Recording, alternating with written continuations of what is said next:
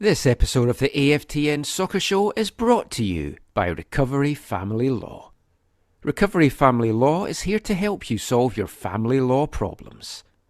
If you are going through a separation or divorce, they can provide you the confidence to make good decisions and support to enforce your rights. If you have a question about property, children or support, they have the answers. It's not too late or too early to get help. Email info@recoveryfamilylaw.ca or visit recoveryfamilylaw.ca and let their team get you excellent results. Are you sitting comfortably? Then we'll begin. 10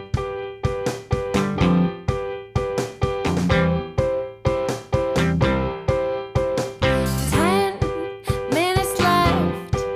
Yeah, but there's still some time. It's not the final score.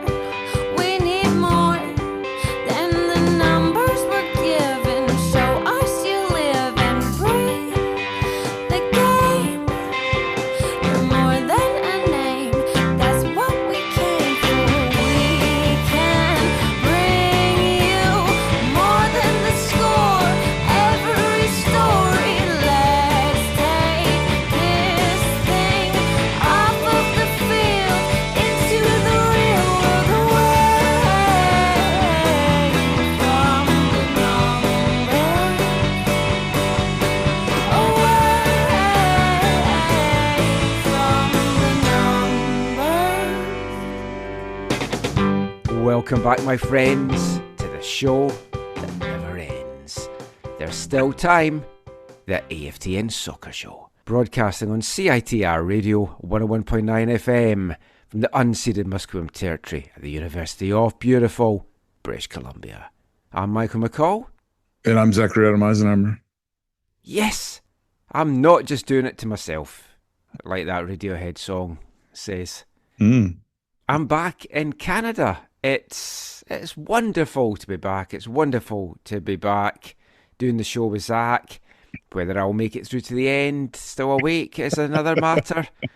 We're actually recording earlier than usual because my sleep is still a week after not even a week, I guess, but it's like, I don't know, I'm usually not as bad, but I'm really struggling to stay awake at night, and I'm waking up. This morning I woke up at 5 to 6, which was one of my later mornings. I've been waking up at like 4 a.m.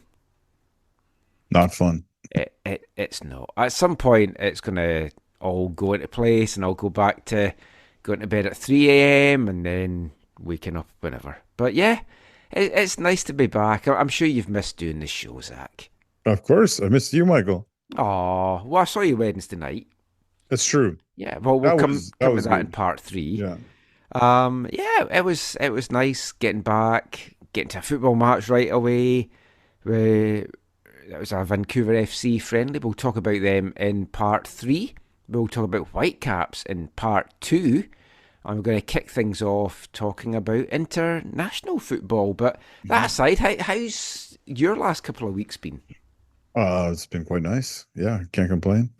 It's spring break, work-wise has been not quiet, but more on the mellow side, which has been nice. And then, of course, having the offspring home from school, and my wife works in the school system too, so they're all been off. It's been fun to hang out. Yeah, it's been good.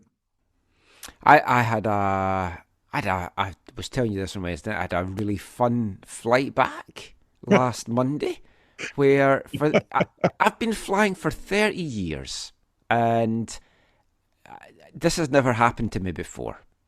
They scan my boarding pass. It goes, and I'm like, that no-fly list thing has finally caught up with me. As someone who's traveled with you before, going across borders,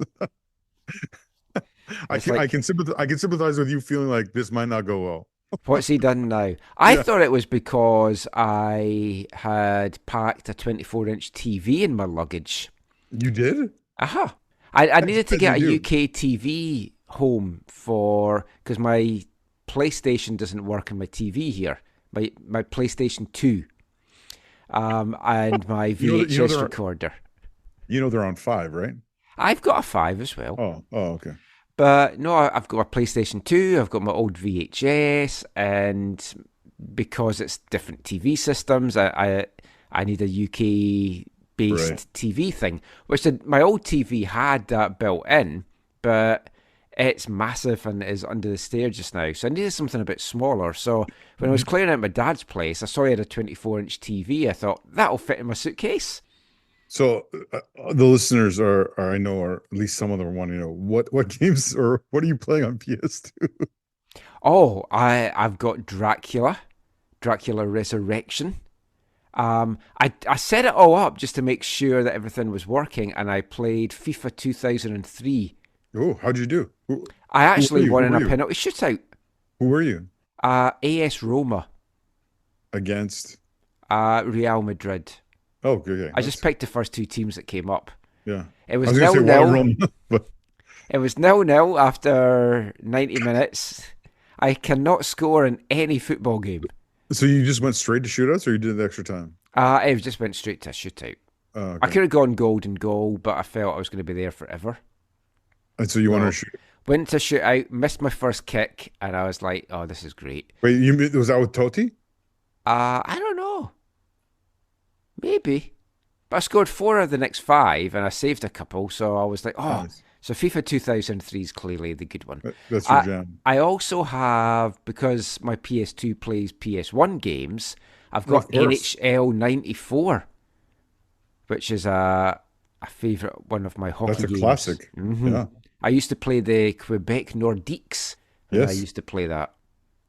So, as if I don't have enough to waste my time on and spend less time with Caitlin, I've now got a chance to do that. And I've been trying to get some of my old VHS put onto like digital so I can upload it, because I've got some fun stuff from stuff that I did in TV back in the day in Scotland when I did some stuff. So I hope to get that uploaded. But yeah, that wasn't why my card beeped. The girl basically just looked at it and said, "Oh, they've changed your seat." And I was like, "Oh, I hope it's an aisle seat." And she's like, "No, you seem to be by a window now." I was like, "Oh, I really need an aisle seat for my sciatica." And then she looked and she looked and she went, "Yeah, you've gone to 15, whatever it was." And I thought in my head, that seems very far forward in the plane. But long story short, I got upgraded to business class. Wow. And now that I've flown that, I can never fly anyway again. It's got to be business class from now on. Oh, my. I got a bed. Yeah, but I've never had that on a plane. I told you my story. My story one time was I was coming out here to visit Cheryl, and I got on the plane, and like normal, I got on the plane and turned right and started looking for my row. And then I realized I was in like row 6 or 8 or something. And I was just like, I had to turn left when I came on the plane.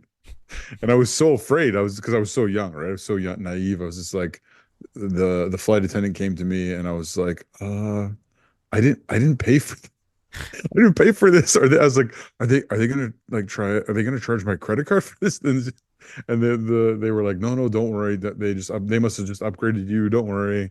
What would you like to drink? Can I get you a warm cloth?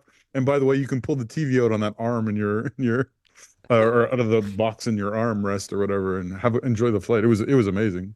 Well, as soon as I sat down, the woman came up. She's like, "Champagne, sir?" I was like, "Oh." Or did you pull one of those? Oh, like which type or what brand or what year? I hope it's a vintage. But how the other half live. It genuinely was like the best experience I've ever had on a flight. Because the seat, there's 3 levels of it. 1 is just upright, 2 is just recline, and 3 flat bed. Yeah. And it's like, oh. Because that's like, is that a 9-hour flight? Yeah, it was about that. So that's enjoyable. It was also beautiful because it was going over Iceland and Greenland as the sun was setting. So it was absolutely stunning views as well. So it made a pretty crappy trip, all the worth it on the way home. And yeah, Do you ever watch Corner Gas? I'm familiar with Corner Gas. I've never actually watched it, but Oh, it's a piece of Canadiana, right? yeah, I Yeah. love Corner Gas. It's actually one of my all-time favorite TV shows. Just such a clever TV show. There's an episode in it where the, Lacey gets invited round for dinner at Brett's family's house, and she tries to do something nice, so she brings them an expensive jam, and it takes What's them, your favorite yeah, jam? very expensive one. So they loved it. So it took them up a level in jam. So they tried to get their own back on her by buying something expensive for her that then she liked, and then they were just trying to outdo each other. It started as something nice. It's like trying to bankrupt each other. So now that I've had this, it's like I don't think I can ever fly anywhere else unless I go business. How does Caitlin feel about Well, she'll never be coming with me because we can't afford 2 flights. that? So Oh my God. we have always said if we went to Australia and New Zealand, we would treat ourselves and go business, or at least I will. So, but no, that was a lovely end to the trip, and I only got to see one match when I was there, as I talked about in last week's show. Got to see my old Glens, Scottish non-league football, with some robust challenges, which we also saw on Wednesday night towards the end of the game at Newton Athletic Park in Surrey. That we did. But whilst I've been away, there was a couple of stories that I didn't cover because I wanted to wait until you were on. So we're going to start in this part by talking about international football, because obviously it's been a big weekend for Canada. But before we get to that, did you see the news coming out of Cameroon? I didn't until you sent me a message about it. And I said, oh, I'm not surprised Michael wants to talk about this. Yeah. The Cameroon Football Federation, FECAFOOT, which is a fantastic name for a federation, have suspended 62 domestic players for inconsistencies regarding their identities, including a player who was selected for the African Cup of Nations earlier this year, Wilfred Nathan Dula. Never trust anyone called Nathan, that's what I've learned in football. Who was listed as 17 years old, but looks like he's had a tough paper round and has a couple of grandkids. Yeah. Yeah, I mean, all the fun, all the joking aside, this is a pretty serious thing, right? Like, yeah, I mean, there's always been like allegations, and I've talked before about like the Saudi team back in the 1989 Under-16 World Cup that had full beards and moustaches against these fresh-faced little Scottish kids. Yeah. Oh no, particularly out of certain parts of the world, I guess, and so it's not. It's sad, and it's just not right. I mean, there's multiple layers to this, right? There's when you're playing age-based competitions, and some or many or any of your players are beyond that, you have an advantage, or in theory, you have an advantage, and then on the professional side, I mean, you're talking about defrauding clubs or whatever, right? When you're paying for a player, or you're transferring in a player who you think is a certain age and should have a certain number of years left, and that influences the type of contract you give them and the amount you give them and all that kind of stuff, right? It's this can happen. Well, because there has always been these kind of like murmurs and just jokes about it and stuff, this is like the worst possible thing, because it just brings it all back to the fore again. Yeah. And the fact that so many of them. Yeah, it wasn't like there's 3 dudes or 3 people or whatever. 62. And to be honest, like if we were, and obviously we've had a number of jokes about this on the show over the years, but like I don't know about you, but Cameroon would not have been top of my list for countries. No. I know we used to joke about Ali Adnan and everything like that as well, and then they had like when Fonzie was coming through, there was a few rumours and stuff about him. Because whenever you do see a young player, it's like, he's can't be that age. He's too good to be true. Yeah.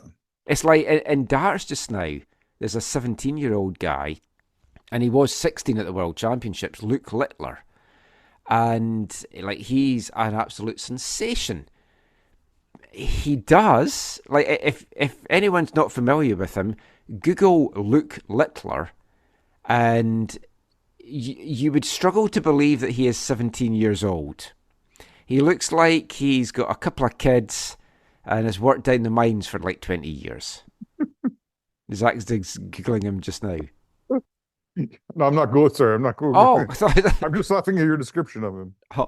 Because I was watching it, and Caitlin was watching it with me, and I was like, how old do you think that guy is? And she's like, I don't know, early 30s. I was like, he's 16. She's like, what? But yeah, I mean, it's a tough thing, and you do feel it's if this is one country, it could be the tip of the iceberg as well. Oh, exactly. Just based on previous, whatever, I guess the term would be allegations or suspicions. Mm-hmm. Yeah, like I said, Cameroon would not have been at the very top of my list of countries I'd be concerned with. And so it's interesting. It'll be interesting to see, because this is the Federation made this decision, right? Yeah, It'll be interesting to see, does CAF step up in some way? Does FIFA get involved? Like, this is, you feel like it's, is this just like you feel like it's too much that this is an isolated incident, and it feels like this could be like a significant leak that cracks a dam. Yeah. I mean, the Dula guy, although he was involved with the African squad, didn't actually play in the tournament, so at least there was that. But I mean, if he was saying he was 17, he's going to have played at youth things as well. Yep. And they think he's at least 23. Which is yeah. He might even be clear older. Advantage. Yeah, because he may also have played under a different name as well. It's like there's all weird things happening there. And let's also be fair, Michael, because we don't know all the circumstances around all this stuff. I'm not trying to say that this is all on the players, right? This might be agents, this might be clubs, this might be other people who are doing these things and advising and saying, like, this is the way that you can get a good career and get some money, and but it's sad to see it, but you just wonder, like, how rife is it? How deep is it? But being back in the UK, there's nothing folk in the UK like more than a controversy, something to complain about. It seems to be in our DNA. Did you see the furore this week around the New England kit? I mean, not the online stuff. I heard just a little bit about it. I didn't read any of the comments or anything like that. No, I mean, there's so many concerning kits, I think, that's come out. Oh yes, yeah. Well, on the back of the England kit, the St. George's flag, which is just white flag with a red cross. Right. They've changed it so it's not just a red cross, it's like a multicoloured kind of cross. And Nike have said, we're just trying to update it. And folk like, it's the flag. Yeah. So it's caused a huge uproar. And it's like, how important is that? It's like, if on a Canadian kit, say there was instead of red and white, it was blue and white. Now, Maple Leaf fans would be like, oh, that's okay, we don't mind that. That's like a Toronto Maple Leafs flag. Say it was green and white. So the colors they chose is sort of like pink, blue, purple. Yeah, red, which at first I thought yellow. it was kind of like just like a trans thing or something for that, but it's not. It's just they were trying to update the flag. Yeah. Well, I think Nike has shown this week that they're not the most adept at updating things. No, which brings me nicely, because I was wanting to talk about the new Canadian kits. I thought this goes in, and I know I feel I moan about kits a lot, and That's okay. I've got like everyone likes what they like in a kit and they don't like what they like in a kit. We had our discussion about the MLS kits and we were on different pages. Yeah. We'll do the CPL ones ahead of the season. And I'm sure we may not agree on some of those as well. But I'm pretty sure we are both going to agree that the new Canadian kit is awful. And I'm starting to think it's got something to do with Nike, because I've seen a few of these Nike kits now for different countries, and they are horrendous. I haven't seen all the other Nike ones, but yeah, I mean, these Canada ones are awful. There's so many layers to the bad. Now, I know some people actually like them or like one of them, or have said, "Oh, since I've seen on the players, it's not so bad." No, they're bad. I'm sorry, to me, they're bad. Yeah.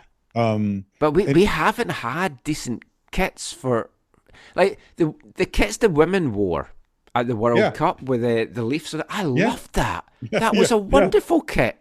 Yeah. It's keep that for a couple of years, because that is a beautiful kit. The sad thing is, it makes the absolute bare plain black, red, and white ones they had look like masterclasses. Yeah, which at the World Cup last year, you're like, oh, so boring. Why have they got those? That was their chance to update it and have an iconic kit for an iconic moment.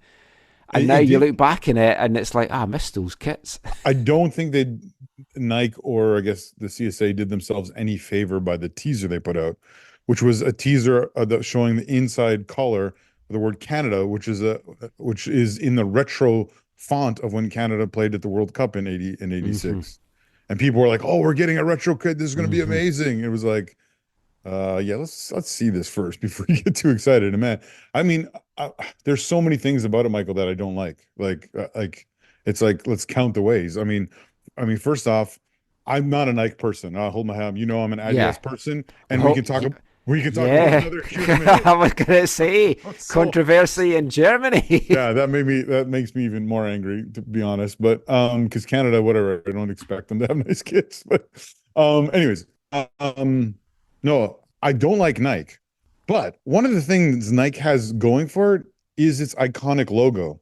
And for some reason with these kits, and I think a few others, they decided, no, we are going to augment our logo by putting an oval around it, which to me is so ugly. Yeah. And loses the cachet, the coolness of whatever that you get from that checkmark logo that is, recognizable around the world. So first off, they screwed that up, and it's on all the kits, right? It's even saw Max wearing yesterday on the keeper kit, which is maybe for me is the nicest of the three kits that I've seen. But the size of it as well is way too big, and the placement. We'll get to the placement in a second. Size is a concern. Size for me, I think it's only a concern because it's in the oval. I think if the oval wasn't there, the size wouldn't be as big of an issue, in my opinion. Yeah, that's a fair point. I might be wrong, but that's I think that is a fair point. So then, I mean, again, there's so many things we could talk about, but I'll just say I don't like, and even when Bayern has done this, or I don't mind when this is on a flag in the ultra section, but I don't like when you have like the bright cherry red and the like burgundy or the darker red next to it on a kit. I don't like that. I know some people are like, oh no, it looks good together. For me, I just don't like that. I know people are like, oh, I saw it on them, it looks nice. No, for me, that's probably my least complaint. But no, I get where you're at. But it's like of all the things, I can live with that. Then there's the location. So on the home kit, the red kit, I don't mind when on occasion your kit maker centralizes the federation logo and the manufacturer logo. In general, I don't mind that. To me, I don't really like on this kit, but the thing that I don't know if I've ever seen before, which is on this kit, is the manufacturer logo is on top of the federation, which to me is like you're drawn to that first. Yeah. Now that'll be the one thing I'll say is it does look a little bit better when you have the numbers on the shirt. That's fair, but it's not good. And then I'll leave that one alone for a minute. The other one, like, is I didn't know we were like joining the circus and they were all going to become clowns. I didn't know that we were forming the CSA was forming a baseball team. Like there's so many things about that. And I know some people are like, oh, when the red's worn with the white shorts, it looks better. No, I want Canada all red like they were in the game. And I don't like them. I don't think they're good. I think the last ones or the last two were better than this.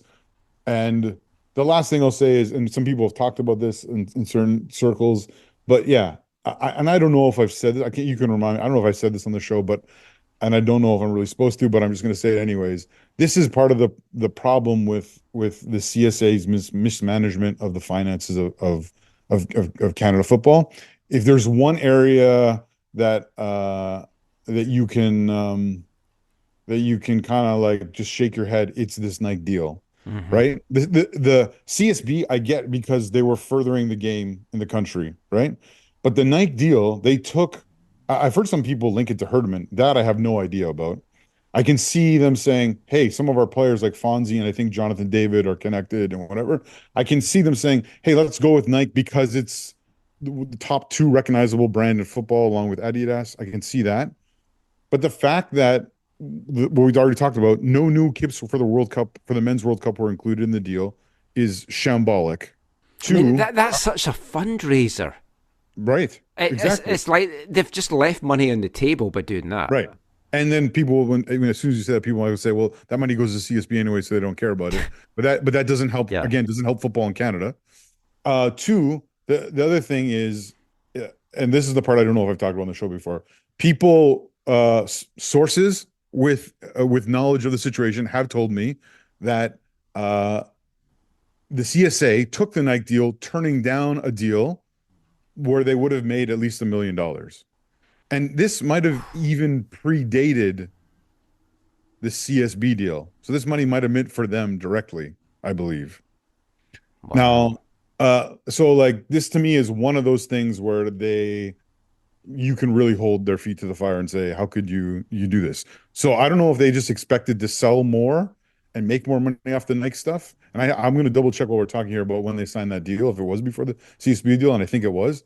But they turned down actual money for a bigger brand. And it was that to me is an absolutely foolish decision, especially when you factor in things like no new kits for a men's World Cup and what seems like not good control over the quality and the style that you're getting.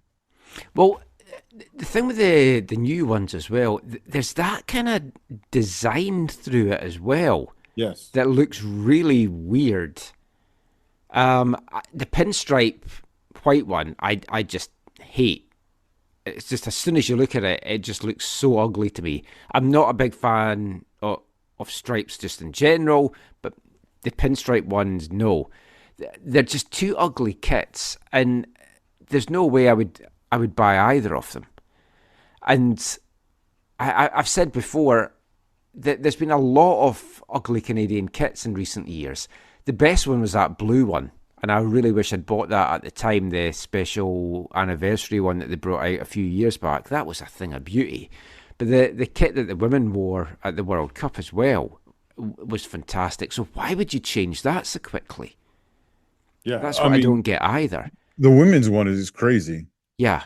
I mean, I'm not a fan of Nike kits. I'm not a fan of Adidas kits either, to be honest. I like the more bespoke ones. I think Macron do a good job.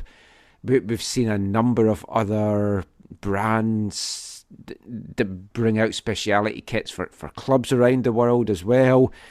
And like Adidas can do nice ones, and I'm sure there's some good Nike ones as well. I can't think of any off the top of my head. But yeah, there's just so many aspects to it. And the placement of the crest, I don't like it in the middle, but again, if it was just the crest, you can live with that. But when it's got the horrible manufacturer's thing above it as well, it just spoils it. I don't think it looked much better when you see it in person. I guess we're stuck with it. How long are we stuck with it for? Is this a 2-year deal? I missed that. I can't remember. I can't remember if that's in stone or not.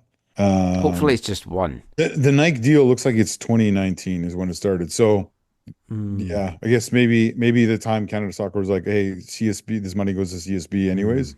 Maybe it wouldn't have gone to CSB. Maybe it's different because it's a manufacturer and not necessarily a sponsorship deal.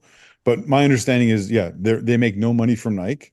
CSB makes no money from Nike, and Canada Soccer could have made $1 million, and they chose Nike instead. The new Scotland kits aren't great either. They're Adidas. Going back to the English ones, because it's caused outrage with the populist English people and Oh yeah. politicians and stuff. They had a protest this weekend where they were outside a Nike factory, and it was like, oh, boycott Nike. And the guy that was leading it was wearing a pair of Nike trainers. Classic. It's like irony to them is something that you do after washing y and drying y, I think. But it was like, oh, they've got outraged just because the flag's a slightly different colour. You should have our hideous kits. Yeah. And yeah, and then from the kid saga got worse for me with that announcement Yeah. As soon as I from the saw that, I DFB. was like, you're not going to be happy that Germany's not. I saw Manu, I think, tweet about it or something, and I was like, what? I thought it was just like, hey, this might happen. And then I started digging and I was like, oh, this is horrendous.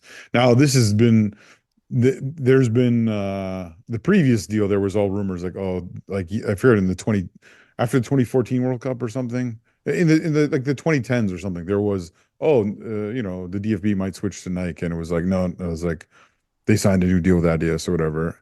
And I get that obviously Nike's throwing a pile of money at them, but to me, Adidas, Adi Dassler and Adidas's connection to the DFB and German football is something to me that's bigger than, more money from a new company pouring into your youth academies or whatever they're going to be doing. It really is a spit in the face of like the tradition and the history of football in Germany. Manu showed Poor up, Adolf. Michael. That's his name, isn't it? Yeah, he's known as Addy, Michael. He I think Manu tweeted out a thing that showed like a feedback poll in Germany. It was like 11% were supportive of the move. 89% of That people were, many. yeah. And it's ironic because the the DFB camp, like training center for the Euros, is at the Adidas headquarters in Herzogenaurach Oh, outside of Nuremberg. And so, and they didn't know about it. And I think they got told like when it happened, and it was just like, so I mean, they're together until 2026 or whatever it is, but it, yeah, it's not good. And people are really upset. And now, to be fair, the Adidas jerseys the last couple times haven't been great. These new ones, I'm not, I mean, the secondary one is atrocious in my opinion. I don't know if there's symbolism behind it. I just don't like the colors and whatever. But even the home one or the primary one that they wore in the nice little 2-0 victory over France on Saturday. I'm not yeah. No, I'm not a huge fan of that kit. My good buddy Flo, as you know him as my ticketing guy in from Germany, he messaged me and he's just like, yeah, he's like, no, Addy, no 1954 World Cup. And I know that he is maybe wrongly credited as the person who created the screw-on stud technology. He might not have created it, but he's definitely the one who brought it to the fore and for Germany and for that tournament, which enabled them to defeat the that massive Hungarian side of the time. I And mean, this it is was a golden era for Adolfs in Germany. the 1950s. Well, that a little bit earlier too, I guess. Oh, Michael. Anyways, this is just a kind of a spitting in the face in the face of tradition by the DFB, which has not gone down well, and I don't think will go down well. I No. I wonder if people will like the Germans will boycott the kits and just be like, yeah, we're not buying these. I Yeah, wonder. It'll be interesting to see. I'm curious. Like with all these controversies, like the Scotland kit, people don't like the Scotland kit, but Yeah, folk are buying them because it's an iconic kit now because we're going to the Euros and we're going to be Yeah, I was gonna say, playing it. do you not like them? I'm not a huge fan. They're better than some of these other ones we've just been talking about. The sales for the England kit they're not wearing the kit until the Euros, but they've launched it now Yeah. to kind of gauge opinion. Some folk feel, but other folk feel it's because they keep running out of kits and they sell out, so they're like trying to get a good uptake, and folk have been buying it. I'm genuinely curious how the Canadian kits will go down, because the other thing with that as well is it's been tough to get Canadian kits Yeah. in various places as well. Which is also a problem with that deal, is my understanding. Yeah. But maybe these are going to be lucky kits for Canada, because they've worn them once and they're already qualified for Copa America.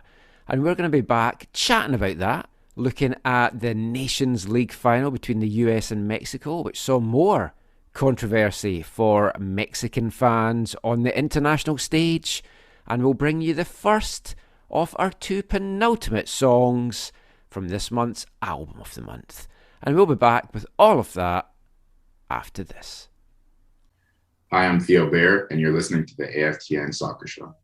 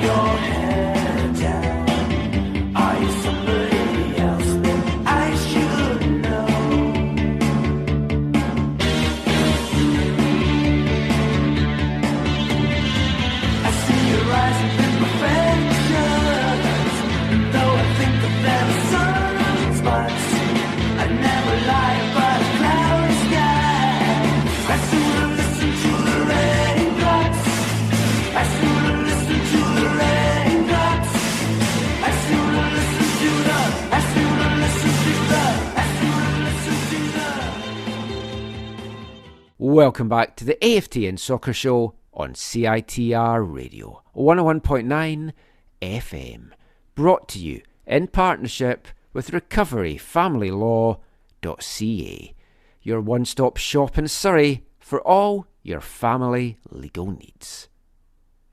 And kicking off this part, it's the penultimate song from our album of the month for March, and it's the penultimate track on the album, track 13 of 14 from the Shaman's debut album Drop. That was 4-Letter Girl. We do like a good 4-letter word here at AFTN, and to kick off this part, let's start by talking about one of them. C-O-P-A. Copa! Because Canada have qualified for the Copa America. They are going to go and play a Messi down the way, and they will get so beat, but it will still be neat. Yeah, two big tournaments this summer. Cheering on Canada, they're going to get hammered by Argentina. Cheering on Scotland, they're going to get hammered by Germany. Oh, what a summer of fun it's going to be. But Oh it's my. just good to be there. It's the You- taking part that counts. yeah, there you go. But yeah, Canada are heading to Copa America, even though they made hard work of it. 2-0 win over Trinidad and Tobago. No other country had to beat two teams to get there. Canada did it. That's how tough it was. But it was a tough slog. It kind of felt that as soon as Canada got the first goal, it was going to be game over. Trinidad were just trying to be defensive. They had a couple of looks themselves, though, in the first half, as did Canada, but they were really struggling to break them down. But Kyle Larn in the 61st, Jacob Schaffelberg sealed the deal in stoppage time as Trinidad and Tobago pushed forward.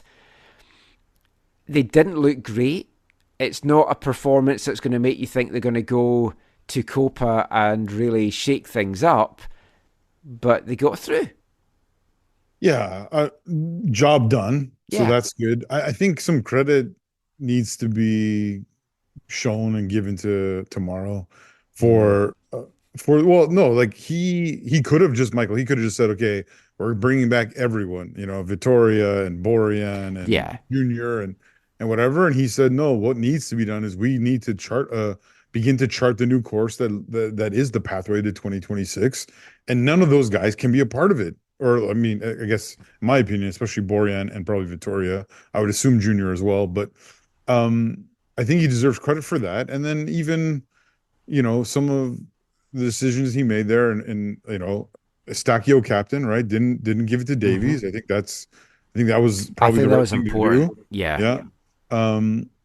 So he's made, I think, a key decision there that people respect, or they should respect. And then even the lineup and stuff, I thought was like, he was really going for it, and he's putting informed players on the field.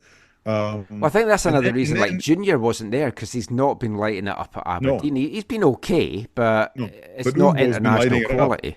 Ubo's been doing great, right? Yeah. And then even his substitutions, which if I'm honest, made me nervous.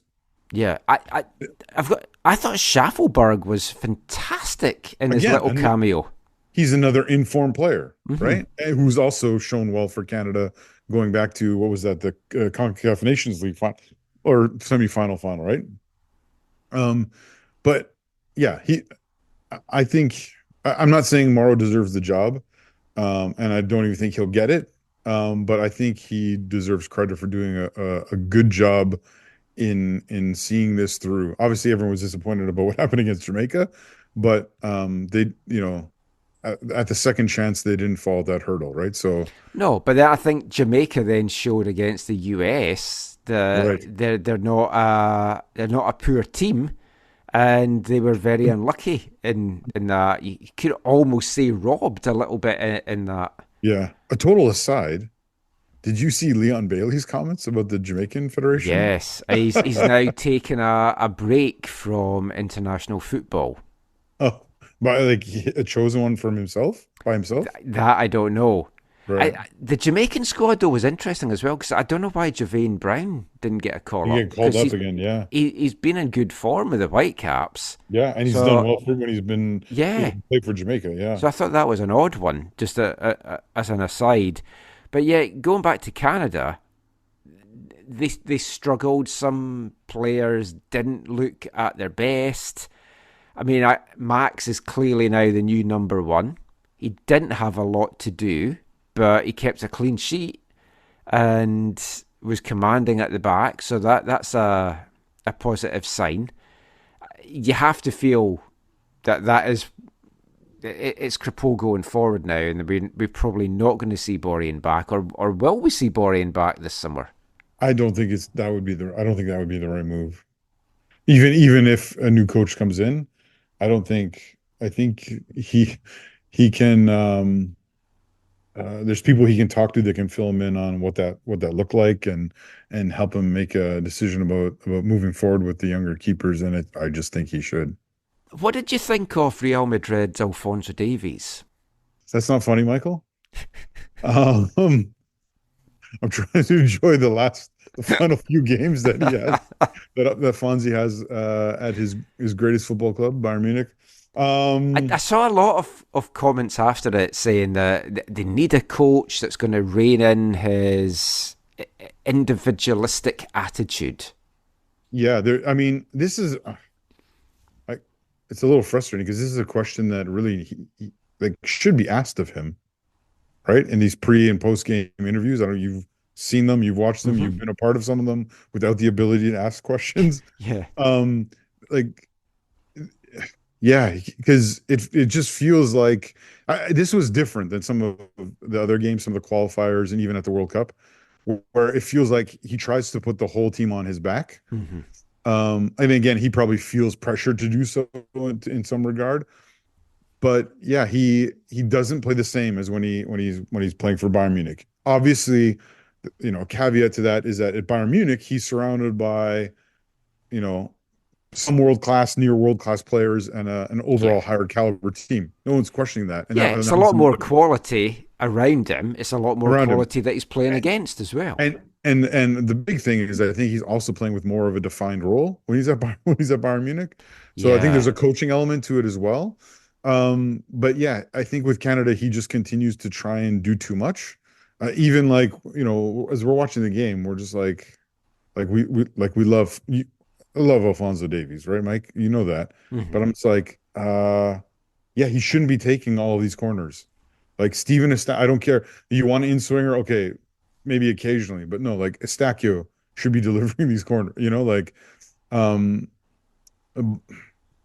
he simply, you're right. He simply just tries to do too much. And I think whether it's Morrow or whether it's the next coach, they really, really need to work with him to enable him some freedom, but also give him more definition of what he is expected to do in the side. Going back to Biello, it's like, do you see a new coach being in charge for the summer? I mean, surely now, with this short window in the build-up to this, you let Biello at least have Copa. Yeah, well, again, Michael, I think you have to think long-term. And if Morrow's not 20, if you don't think Morrow's your coach for 2026, then no, you bring someone in as soon as possible, in my opinion. Again, on a personal level, I'd love to see Morrow. No, I know you. Like, I wouldn't. I would like to see a different direction. But that said, I don't know that then bringing in a new coach that's never then worked with the players ahead of a big tournament, like you'd have to keep Mauro involved at least for that tournament. You mean like as an assistant coach? Yeah. Yeah, that I think would be also not a bad thing. I don't know how Mauro would feel about that, or some of the other staff or whatever. But no, if the CSA, is Blue making this decision, right? This is one of Blue's decisions, right? I missed his call on Monday because I was on my plane. So I keep meaning to get in touch with Paul at the CSA to get a copy of it to have a listen to it. But because I guess it is. Like, so if he's making a decision, heading, I would imagine, a committee to make the decision. Right.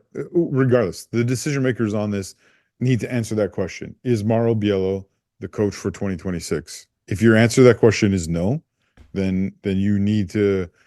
If your answer to that question is no, and you can get the person you want in before the Copa, they need to be here for the Copa because they need as much time as possible. And having them there for the tournament, I think, would be good. Your other point is also fair and valid, that there's not a long runway, leading up to the Copa. Yeah. And that is maybe unfair for a new coach, but I don't think Canada's going to the Copa to win the Copa, as awkward as that might sound.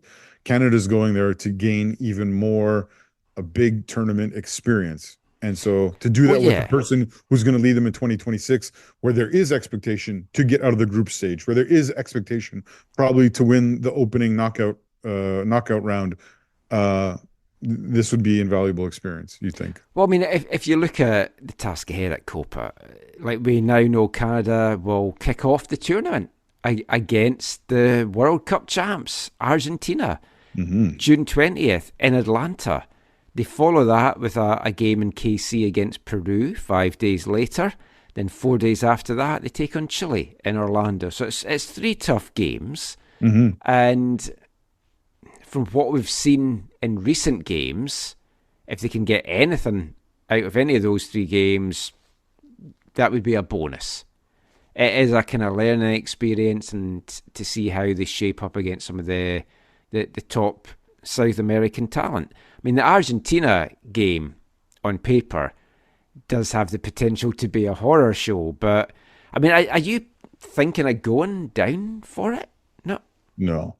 I wish I had the time and the money. Yeah, I don't like. I would love to go down. I just don't know that I can because of my League One commitments, and I'll have to kind of look at stuff. But it would be such a great experience to go down to cover it, and I enjoyed covering the Copa Centenario that they had when I went down to the games down in Seattle. I saw Peru, Haiti at that, which was a lot. Kirk and I went. That was a lot of fun. And I saw Messi in Argentina at that as well, and that was it was a great experience, a different kind of atmosphere, and I really really enjoyed it. Have you seen? I think it was CPL put this out, the picture of Messi with the caption of, and he's like, it's like when Messi realizes there's a possibility he has to play against Lucas Pignon again. Yeah. Or there's I think the CPL did this one too, where it's like Messi pointing up and it's like a Canada scarf, and he's like pointing up at a Canada scarf. Kind of fun. I mean, it's an absolutely tremendous opportunity for some of these young Canadian players to test themselves. Another interesting thing in the build-up to this Jamaica game, I think it was Alistair Johnston that had come out and said how refreshing it was to have as much time together in preparation for the 5 days. A game. Yeah, I heard that. I've not had that before. Yeah, for you're talking about the Trinidad and Tobago. Yeah, I mean, it didn't maybe show it on the pitch, but it's like. But he was also very critical about basically the shit show it's been with Canada off late. Right, which just is organisational and stuff. Then that kind of ties in Rick Westhead's latest article, which I'm sure is going to calm down a little bit now over the summer, now that TSN actually have the rights to Copa and will be showing the Canadian games at that. It's funny how they're so excited when Canada does something and they get to broadcast it. But his latest article was a weird one because, in summary, the better that Canada do at these tournaments and the better that the Canadian players do, the worse off the federation is going to be financially because of the deal that's been signed with the union in terms of player remuneration. So that for once it wasn't him having a go at CSB, but it was another deal that the CSA has signed that on paper now looks like being a terrible deal for the CSA because it looks like they could blow through $10 million in 3 years, which is insane to think that's what their expenditure is going to be. Well, which is partly why, they're doing friendlies against countries like Holland and the U.S. who will pay for them to play their way, which is why people will be clamoring for games here. And it's like, no, the CSA won't put on games here because of the financial realities, right? They'll go where teams will pay for them to be an opponent. Holland just beat Scotland 4-0, although that flattered Holland. When it was 1-0, Scotland had 3 or 4 fantastic chances that they should have buried. So 4-0 was not a fair result, but Holland are looking like the good Holland again. I watched the highlights. I didn't want to bring that up out of respect for you, Michael. Yeah, I mean, we've in part we talked about this, and this is part of was the problem, leading up to 2020, the 2022 World Cup, right? Like, no, it was this perfect storm of a pandemic, and no one expecting the country to be in on the men's side, no one expecting the country to be that go that far. I mean, we didn't qualify for that round of qualifying, and all of a sudden we were put into that qualifying with extra games and all the expenditures that came along with that, and then we qualified, which did give money, But then again, like you've sort of just said, most of that money went to the players, right? I don't know if the final number was actually 80%, but that's what was being talked about at the time, right? The women's were to Yeah. get 40, the men were to get 40, and 20 was rest for Canada Soccer to use to, the youth teams and all the other stuff. I don't know if that was what the final deal actually was. I'm guessing it might have been different than that, but yeah, this is what the CSA will do and how they'll do it will be interesting. The thing that I can't remember, I've read the article, I can't remember if it actually expressly referenced this, but whether it's Mauro Biello or someone else, there has to be some kind of understanding that it's not John Herdman, who we know fundraised for parts of his program, right? I think he did it with the women when he was the women's head coach. We know for sure he did it when he was the men's head coach. With the women, one of the biggest backers of that program for the last at least roughly approximately 2 decades has been Greg Kerfoot. Yeah. Right. And I don't know how much he was involved with the contributions toward the men's program or not, but we know that Herdman went out and fundraised to help make things better, more palatable, more engaging, less stressful for him and his immediate staff and obviously the players. And now, how much is that part of what Mauro Biello is required to do or knows he might have to do? And how much is that common knowledge to all these people who supposedly have applied or are interested in the position, right? I mean, it's not something a coach should be having to do. So I would think the folk that are applying would not be expecting to be doing that. I don't disagree with you on that, Michael. But someone like Mauro knows that that's what happened. Yeah. Right. Mauro knows. But also, like John Herdman, John Herdman's stature in this country is way higher than Mauro Biello's. Yes. Now, what Mauro's done as a player and everything's way more than John Herdman. Yeah.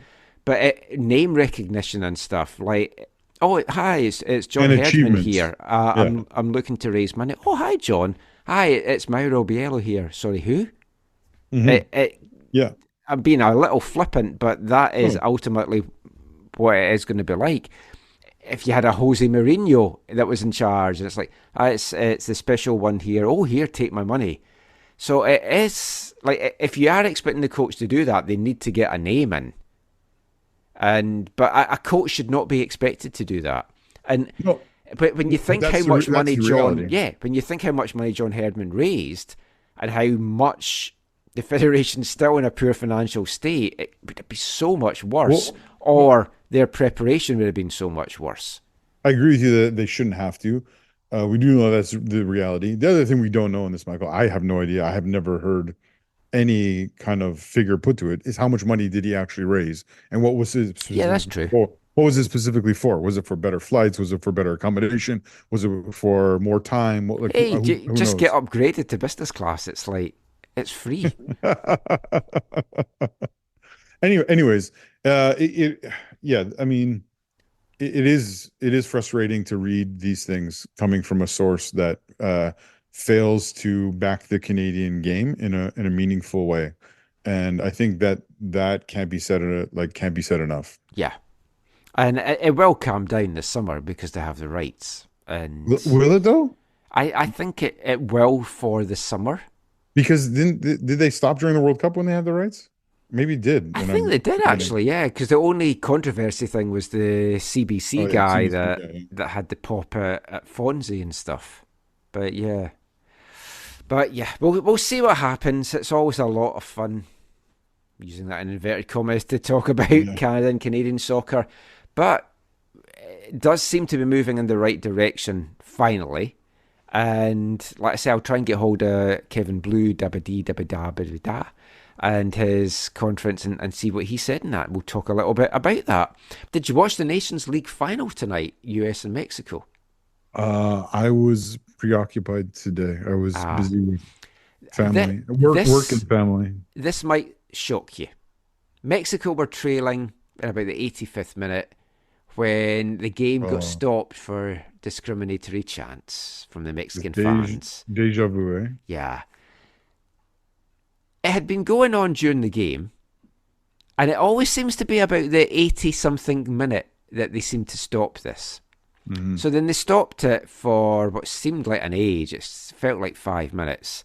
And then as soon as it started, there was still chants, but they didn't stop it again until stoppage time. There was 6 minutes of stoppage time added on, and they stopped it in the 95th minute. It's like, just stop the game. What is the point at that? But it's got to the farcical stage now. Like, this does nothing.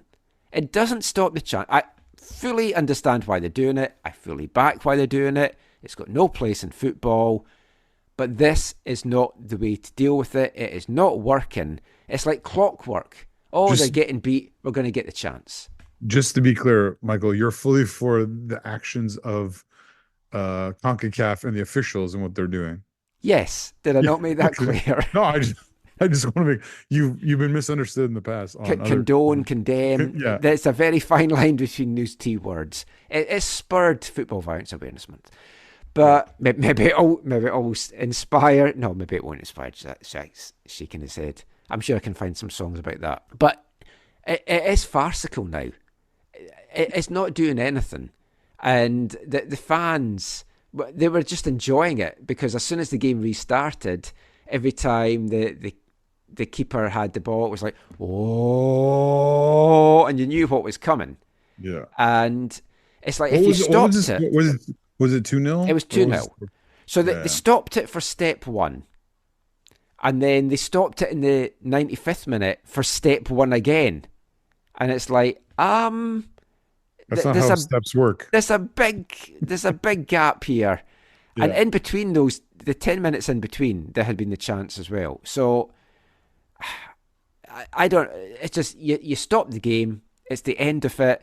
The announcement, there's no place for this. And if you keep doing it, the game may be suspended. There's like 10 seconds to go.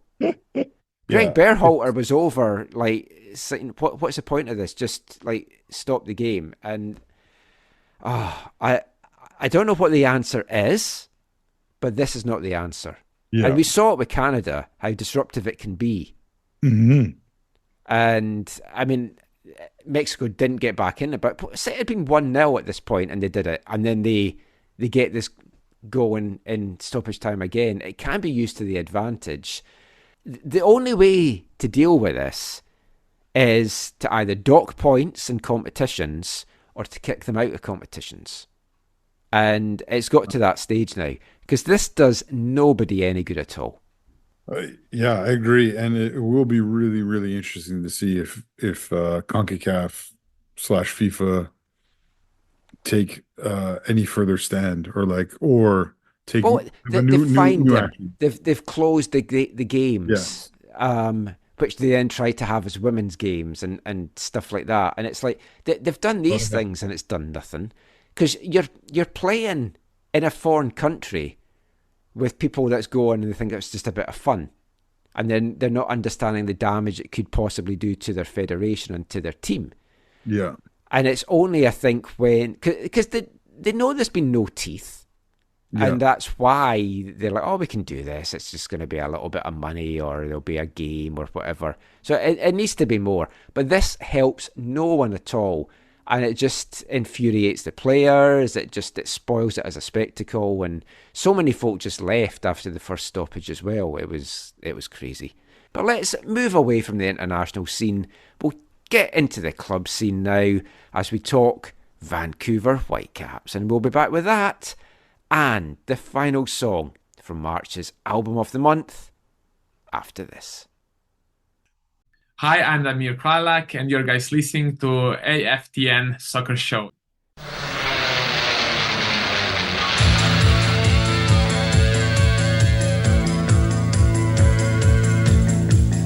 For she is like an empty shell, her mouth is open wide, and should you get too close to her, you'll hear the sea inside. Her voice is finer than the sand, a siren song of lies.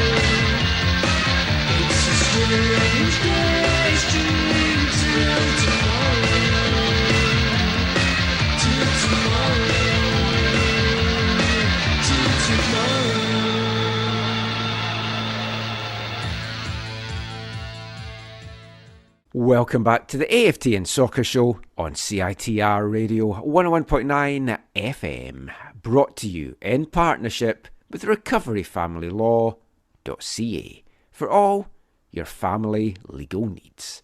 And kicking off this part is the final track from our album of the month for March here at AFTN. It's always a sad time when it's the last track. This Shaman, an Aberdeen band, their 1986 debut, Drop, is the album. That is track 12 of the 14 on it. Strange Days Dream. And that is a song which it featured in a weird album that came out. It was an Italian release of their early stuff. It was kind of like a compilation one. And it was called Strange Days Dream. But the version of Strange Days Dream on that album was a live version. And I can't actually find the Drop version on YouTube. I've got it on vinyl as well, but it's not obviously good to then play on the show. So I actually played the John Peel session version of the song there. But then it was also re-recorded in 1989 as a more dance track on their album Forward. And yeah, it's a song that's kind of spanned a few years for them as they moved from the psychedelic rock sound to the dance sound that they became more known for. But that was The Shaman. I hope you've enjoyed their stuff this month from their debut album Drop. Thank you to those that have got in touch and had some fun stories as well. People that had met The Shaman back in the day and had travelled with them here in Canada. But yeah, that was Strange Days Dream. We'll be back with a new album of the month next month. And it was a kind of strange day, not really a dream, but a bit of a nightmare for the Whitecaps on Saturday at BC Place as their unbeaten start to the season came to a shuddering halt against RSL. All the talk going into this one about it's going to be their best ever start if they got the victory, the quickest they had ever got to 10 points to start an MLS season. We've been there before, the Whitecaps, when they used to talk about Fortress BC and then the wheels came off. It's always dangerous to build something up like that because RSL came to BC Place on Saturday and they left not just with the 3 points, but deserved winners in that match, Zach. A game of two halves, the old cliche, but RSL played some really beautiful football in that second half and were worthy of the victory. Yeah, I think former U.S. men's international Pat Mastroianni, I think, will be really pleased with his tactical plan and his players' execution of it and their adjustments that they made at the half. They in that second half, as we were messaging during the game, they're really just like were dominating like possession and really. Yeah, I mean, you felt the goal, the equaliser was coming. Yeah, and they had a few looks at it for sure, but yeah, the Whitecaps seemed too happy to allow them to possess the ball. It was very strange tactics. It was like RSL with the home team, and the Whitecaps were playing a road game, and you were having flashbacks of the Roboball from years ago. I saw a few people make that kind of comment, Michael. I think the other problem is with doing that in general is Vancouver is really lacking in some kind of breakout pace. Yeah. Right. I think Ali, who came on as a sub, has some of that. Who else? Maybe Levante a bit. Yeah. He didn't get, like, when he came on, I said to you, this is a big chance for Levante They just didn't get the ball to him. No. It wasn't his fault. It's like they just did not get the ball. He just did not get the service. And then the one chance he did get to run at the defenders, he gets a foul against him, which... Yes, yeah. I mean, 50-50, but... So when you don't have that pace, it's hard to absorb all that pressure and then not have a potent counterattack, right? Mm-hmm. When you can't counterattack. We've seen the potent counterattack in the last 2 away games. That's the frustrating thing as well. Mm-hmm. Yeah. But the result, the dropped points, it doesn't undo all the good work of the last 2 games per se, but every time you drop a point at home, it makes the points on the road just counterbalance it as opposed to being the bonus. And you now look, and they've taken 1 from 6 at home. And that is not sustainable, and that is not top 4 worthy, which is what we feel that this is a squad that can be this year. That 1 from 6, are you including the playoffs and the CONCACAF Cup in that, or is that league games? I was just talking about the Charlotte and the RSL game, but yeah, I mean, if you go back beyond that, they have been struggling at home. Oh, 1 out of 6 points. Sorry, I thought you meant 1 point in 6 games. Sorry. Oh, no. Sorry, yeah, yes. 1 point out of 6. 6. Yes, sorry, I'm totally misunderstanding. Yeah. You're right. 6 out of 6 on the road, 1 out of 6 at home, and it's like they are kind of counterbalancing each other. And there's layers to this, right? There's the results, there's the performance, and there's the, for lack of a better term, the penetration into the community. Well, yeah, right? I was going to mention that because it's like you've had 2 really good crowds to kick off your season, and you've not had 2 really good performances to match it. Whereas, like you said, those road matches, the performances are actually really respectable. I mean, the San Jose game, because obviously you haven't had a chance to talk about it on the show. Like the San Jose game, they did what they needed to do. They came away with the points. It wasn't pretty. Sure, yeah. The Dallas game, that spell from midway in the first half to the end of the first half was some of the best football we have seen them play for years. Absolutely. And you follow it up with this stinker. Yeah. And that's partly what I've seen from people too, Michael, talking about this game, is it feels too much like they're trying to play a road game at home. Mm-hmm. And I don't know if that's was... not Vanny's tactics. Like Vanny has not done that in the past. So that was really surprising. And I don't know. So I don't know if that's one part, the fact that they were leading and they felt like, hey, we can absorb, or what it was. Well, I was thinking about that today, and it's like, I wonder how much the loss of Andres Kubis affected how they played. I think there's that, and then I think you have to also include Pico in that, right? Yeah, he was electric. He was amazing at Dallas. Yeah, and it's like Vanny had talked about the romantic side of the game, how when a player goes to play against his former team, he rises to the occasion, and Fafa did that against Dallas, as he did when he was with Houston. Yeah. And you thought, we'll get a bump with Demir as well, and he did, and Demir got the goal, and it was a quality goal, it was a quality finish. It shows what he's capable of doing, but it also showed his limitations as the game went on, because the pace wasn't there, that breakout pace that you're talking about.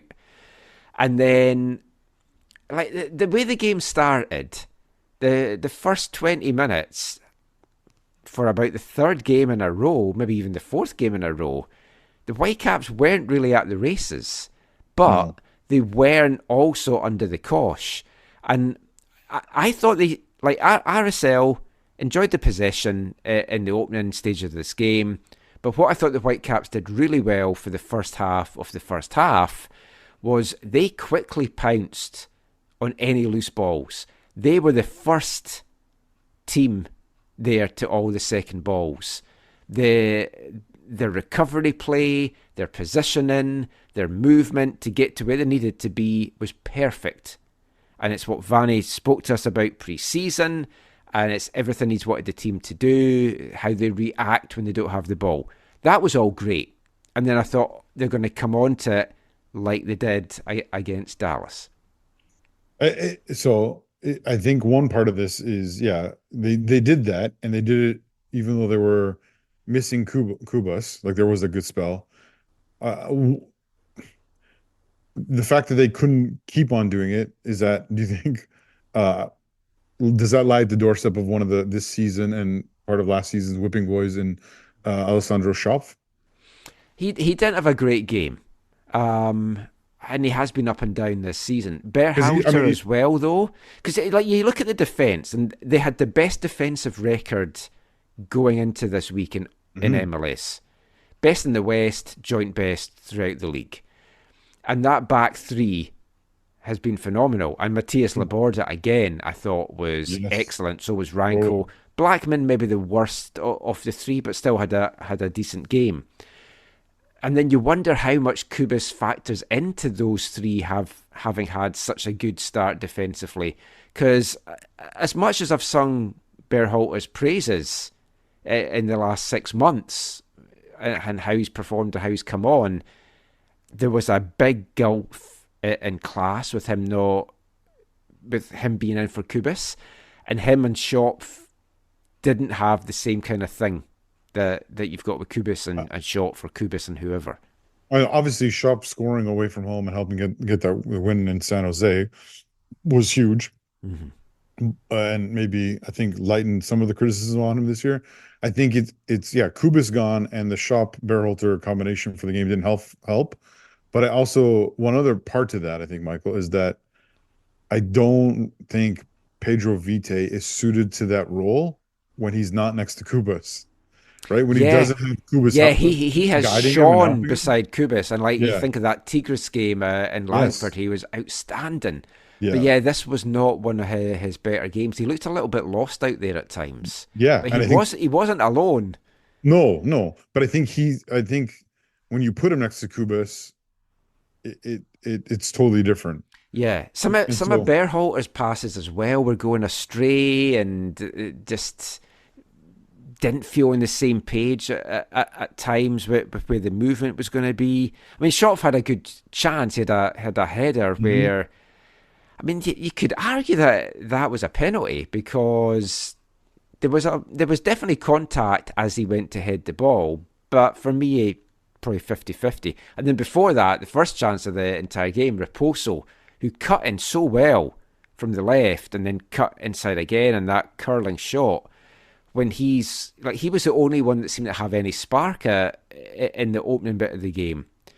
But there was something, it felt flat. Ryan Gauld as well, I didn't think had a good game, which was surprising because the Fob Mobile stats, we'll just go with the stats, they had him as the player of the game, I think, for the Whitecaps. He seemed off it. There seemed something not quite right with him in this game.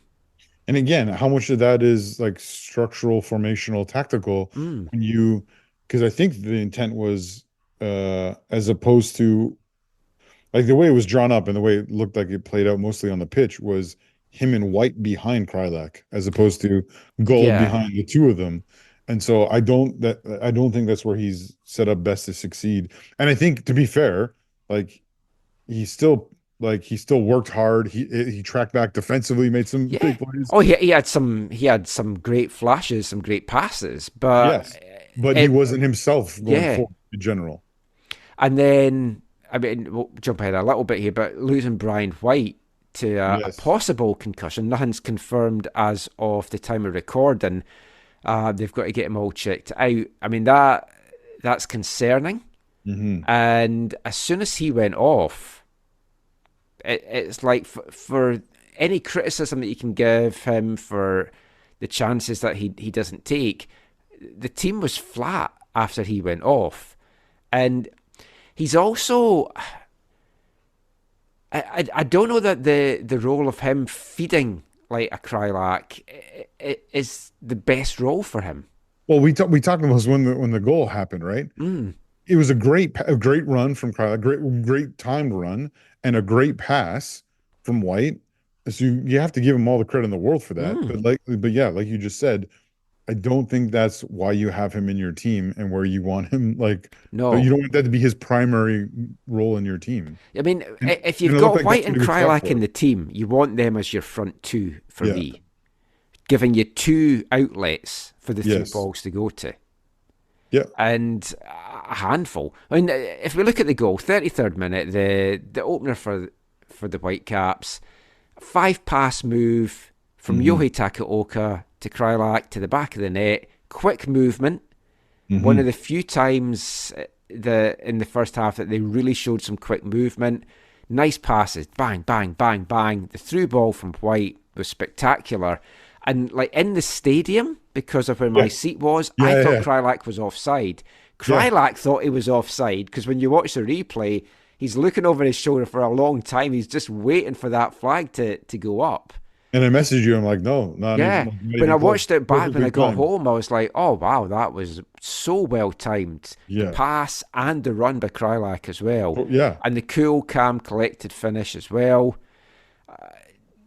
Zach McMath had a weird game. I don't know how much of this came across on the TV. He was playing a sweeper keeper so much. He was out of his box for a lot of that first half. Yeah, it did a little bit, for sure. It was I've never sin him be like Well, that. It was very odd. Everyone wants to play like the best keeper in the world, Manuel Neuer. Yeah. It was just, we were like, someone's going to try a chip. Someone's going to get the ball and just go for it. And no one really did because it was ripe for the taking. But also McMath got a lot of stick from the home fans and a perceived time wasting early on, I guess, and then certainly later on as well, where he was just taking the piss out the referee by that point, and he got away with it until very late on. Yeah. But I mean, I like shithousery, so it's like it's horrible when it's against your team. But RSL managed the stoppage time and the end of that game to perfection. They just killed that game. It was good, good good game. Because they took the piss out the ref and they got away with it. And that's ultimately what it boiled down to. But, the first half, you look at Gould's chance right at the death. Yes. The header in front of goal, that's one of those difference makers. If that had gone in, it's a 2-0 lead at the half. I don't think the Whitecaps drop points. I think they go on and win that game.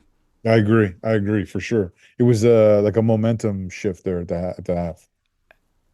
Whatever the halftime team talks were, RSL came out a whole different beast in the second half, and they just took the game to the Whitecaps, and they played some beautiful football. Like Chicho Arango was outstanding. And he was more and his little passes. And he was more playing like a setup role, like a creator than a finisher. Yeah. And it's like that's not what you expect of him. And he was doing the dirty work that I don't know how much it came across to people that weren't really watching him that closely. Which I think would made it hard for the Whitecaps because they didn't necessarily, I don't think, expected that from him that much to kind of withdraw in those kind of ways. Leading it for RSL as well was their young 17-year-old Fidel Barajas, and wow, what a performance that was from the young lad. He rattled one off the post. Well, it was tipped onto the post. It was a great save by Yohei Takaoka, which live when I first saw it, I didn't know that Yohei had got a hand to it. And you see the replay and you're like, oh, that's a fantastic save. He gets down really well to that. But the strike was tremendous. The strike he had after that crashed off the underside of the bar, he took that so well. But again, it was the movement from RSL to set that up. It just ripped that Whitecaps defence wide open and allowed these guys to get space. And Julio had a shot as well. And you're like, the goal's coming. RSL is going to get back into this. The Whitecaps had a chance on a quick breakaway. Ryan Gould had a cut back and just poked it straight at McMath. The first goal, 61st minute. No, it wasn't 61st minute. 70th minute. Yeah. 61st minute was another chance. It was a looping header that RSL had as they just kept wave after things wave going. Yeah, 70th minute, was the opener, and Anderson Julio, again, good movement, nice finish, and it was coming, it was deserved, and it was how the teams were going to react after that. Yeah, you're right. Fidel Barajas had just really good vision on both the goals. Yeah. And not even they weren't even like they weren't like crazy passes. They were simple passes with good vision, seeing players in moving into and in good positions. Because I also thought that goal live was borderline offside, and you see it back again. It's another great, well-timed run as well. I texted you right away. I was like, Yeah. no, that one's just like Krylax. It's not even close. Yeah. It's they were slow with various replays and stuff. Like, they didn't show a replay of the Krylak one for ages in the stadium, and I was like, oh shit, this is offside, isn't it? And it's because of VAR, they're not showing the replay, but it was fine. But then 20 minutes to go, and it's a wide open game at that point, but you do feel RSL's in the ascendancy. They're playing like the home team. They're playing like the team that's got 22,000 fans cheering them on. And the Whitecaps, there was just no reaction from them.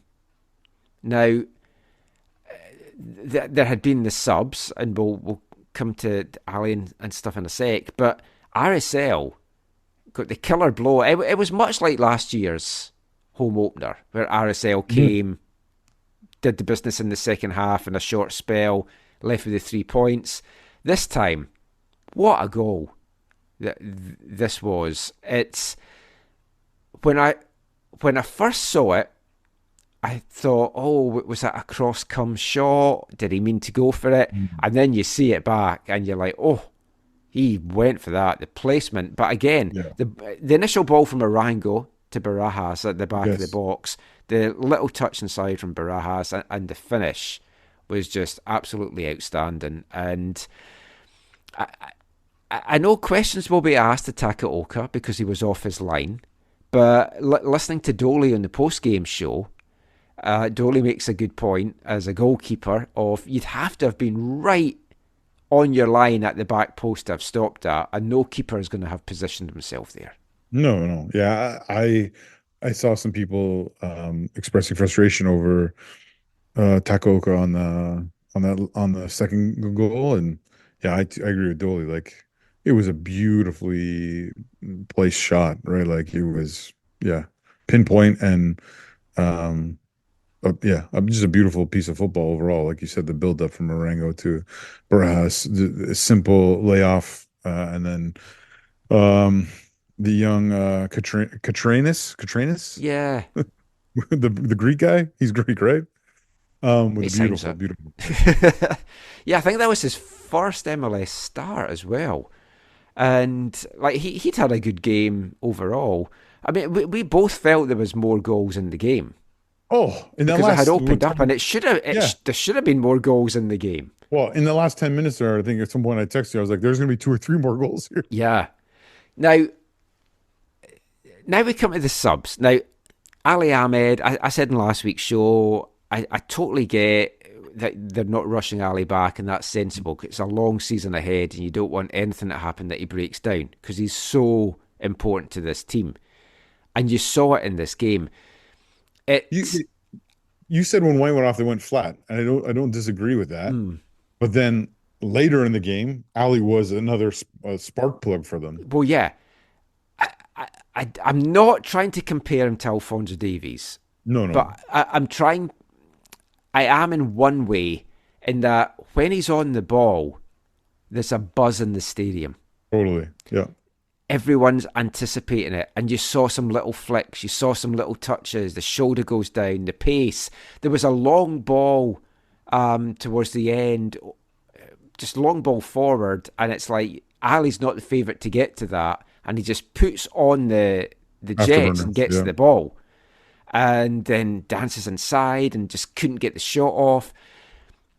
There is real anticipation when he's on the ball that something special is going to happen. And once he's back fully and they're comfortable that he can go to start games, I think this will be a whole different looking Whitecaps team. him and Levante are very exciting talents, but as I said, Levante, they just could not get him on the ball. I was very surprised by the Utvik sub. I didn't understand. I mean, it wasn't a great attacking bench to turn to, because Sam Arakugbe was meant to be on the bench, but they felt he needed. We got a message beforehand in the Whitecaps comms chat from the club saying that Sam and the medical team felt he needed another week just to be on the safe side, so they didn't want to risk it. So I saw the posting about that, which that meant that Bendik took his spot, right? Yeah, two keepers again on the bench, but it filled it. But Bjorn came on. He made at least one. Was it one penetrating? He actually long ball forward at the end. I mean, I'd have stuck Bilal Halbuni on because I spoke to him in the recent show where we talked about him being a forward. It's like stick him on. He said he'd be up for that, but RSL saw the game out comfortably in stoppage time, and that was the frustrating thing, because it did feel that the Whitecaps could get an equaliser. But then once they started with the shithousery, it's like they just... I thought there should have been more minutes added on. We didn't get a board in the stadium to see how many minutes, because I had to message you saying... I know you said that to me. I swear I saw the board in the stadium. Now, obviously, on the broadcast, there were 9 minutes we must have missed it then, because none of us saw it. I'm pretty sure they showed the board, but I might be wrong. But it should have been more than the 9, because... It did. It almost went to 10. I thought it should have gone 12 to 13, because there was some stoppages for cramp and subs and the time wasting. And this was a weekend for added time in MLS. I mean, folk will know that we are paying tribute to the 1970s on the show all year. So I thought it was very fitting that the referee was called Grab Ass, because that was something that was acceptable in the 1970s, but it's not so much 50 years later. Oh my God. But he did not grab the game by the scruff of the neck, did Mr. Grab Ass? Yeah, you felt, especially as the game went on, that he kind of lost control a bit. He did. I definitely felt that they were kind of taking advantage of it. I mean, by all accounts, a deal is very close to getting agreed, and the refs are going to be back probably next week. That would be helpful for MLS, I think, on the whole. Yeah, especially this weekend after some of this stuff. Portland's up next. And we'll do our little MLS West roundup in a sec, but Portland were awful against Philadelphia. So at least that should give the Whitecap hope. But they've got to go out. They've got to attack. They've got to be the aggressor, the Whitecaps, because they're at home. And they've got Vanny back in the dugout as well, with his 2 games cut off that I think a lot of us expected to happen. I know Pantemis filled in, but Portland was playing without Crépeau, which might not have made the difference, because you're right, they were really poor. Yeah, Pantemis had a few good saves as well, but... Yeah, but I think the Max factor could be significant. I think Max being that's in that a makeup brand in the 70s and 80s in the UK, Max Factor. There you go. I think it's going to be significant because I don't know about you, but I continue to see and hear how people still don't like him. And so I think it's going to be quite volatile towards him again. Yes, in the but he rises to that occasion. Exactly. It's how he responds, which will ultimately matter. But I think it's going to be an amazing, Cascadia Cup match. Vancouver want the points, obviously, in the league, and they, I think, would like to retain their Cascadia Cup dominance, because that was one of the reasons why they were in the playoffs last year in the position they were in.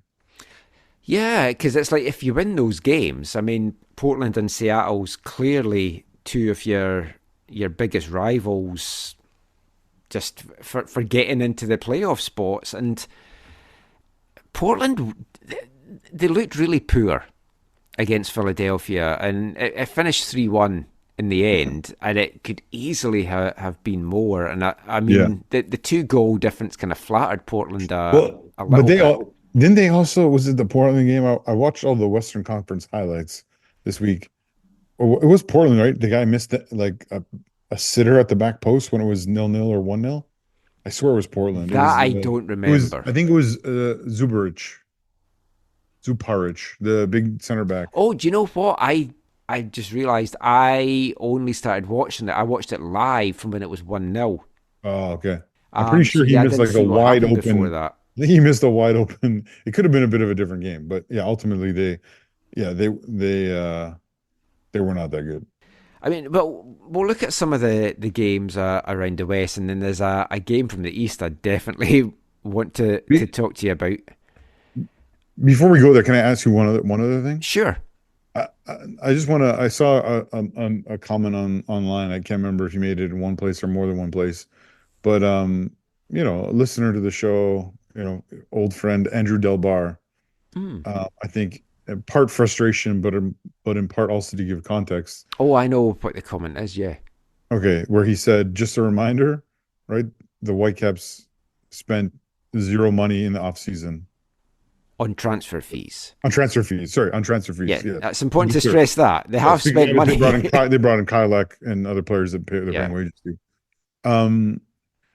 It's just, to me, that's not insignificant because I think, I know Andrew and I know he is much more kind of an optimistic kind of dude, especially when it comes to sports in general and the Whitecaps specifically. But I think that's, talking about the penetration into the community or whatever, which is not a good phrase. I probably need to rephrase that, especially when talking to you. Yeah, when you have people like that who are like, I feel like their frustration level is not where it should be for 7 points out of 4 games. Or yeah. Yeah, I was a little surprised when I saw him posting that as well, because he is usually a lot more optimistic. But then I thought about it, and it's like, it's a perception thing. Because, like, we know free agents don't come cheap. So Fafa and Demir are going to be on good tickets salary-wise. And I would much rather have 2 guys coming on free transfers that have performed in the league than splashing some cash on a transfer fee from an unknown from outside the league, as we've done so many times in the past, that just simply haven't been the quality that we've needed here. But it does feel, with a DP spot open and needs in the team, that they could have made something, and there still might be a splash made in the summer. There's murmurs that they're going to be changing the rules and that you can have your 3 under 22 players and your 3 DPs.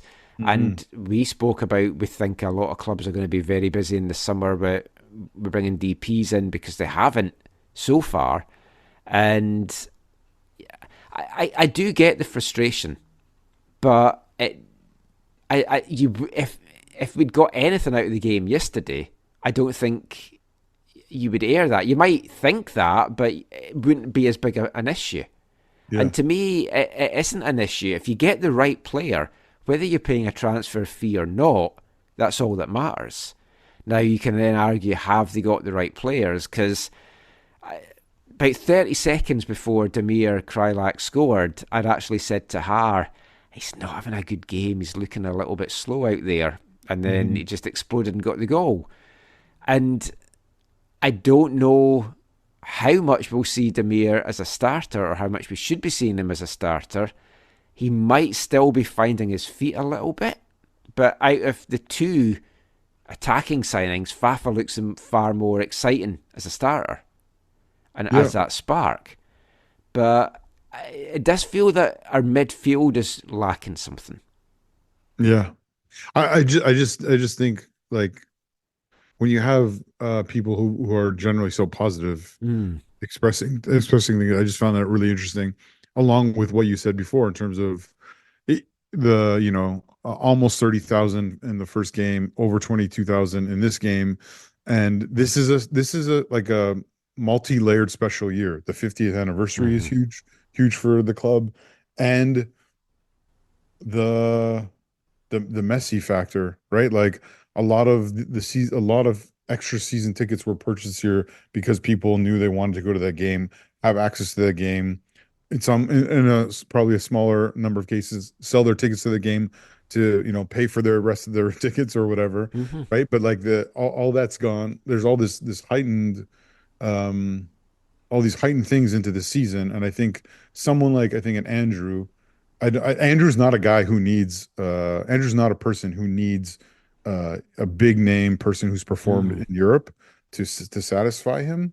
But I think when he sees that there's nothing spent on transfer fees, it's a bit frustrating for people like that. And for me, not for me, but another perspective is, what if you use this 50th year to say, hey, for the first time, we're going to try and bring in someone that moves the needle both on the pitch and off the pitch, right? Because you have the Ryan Gauld who moves it on the pitch, right?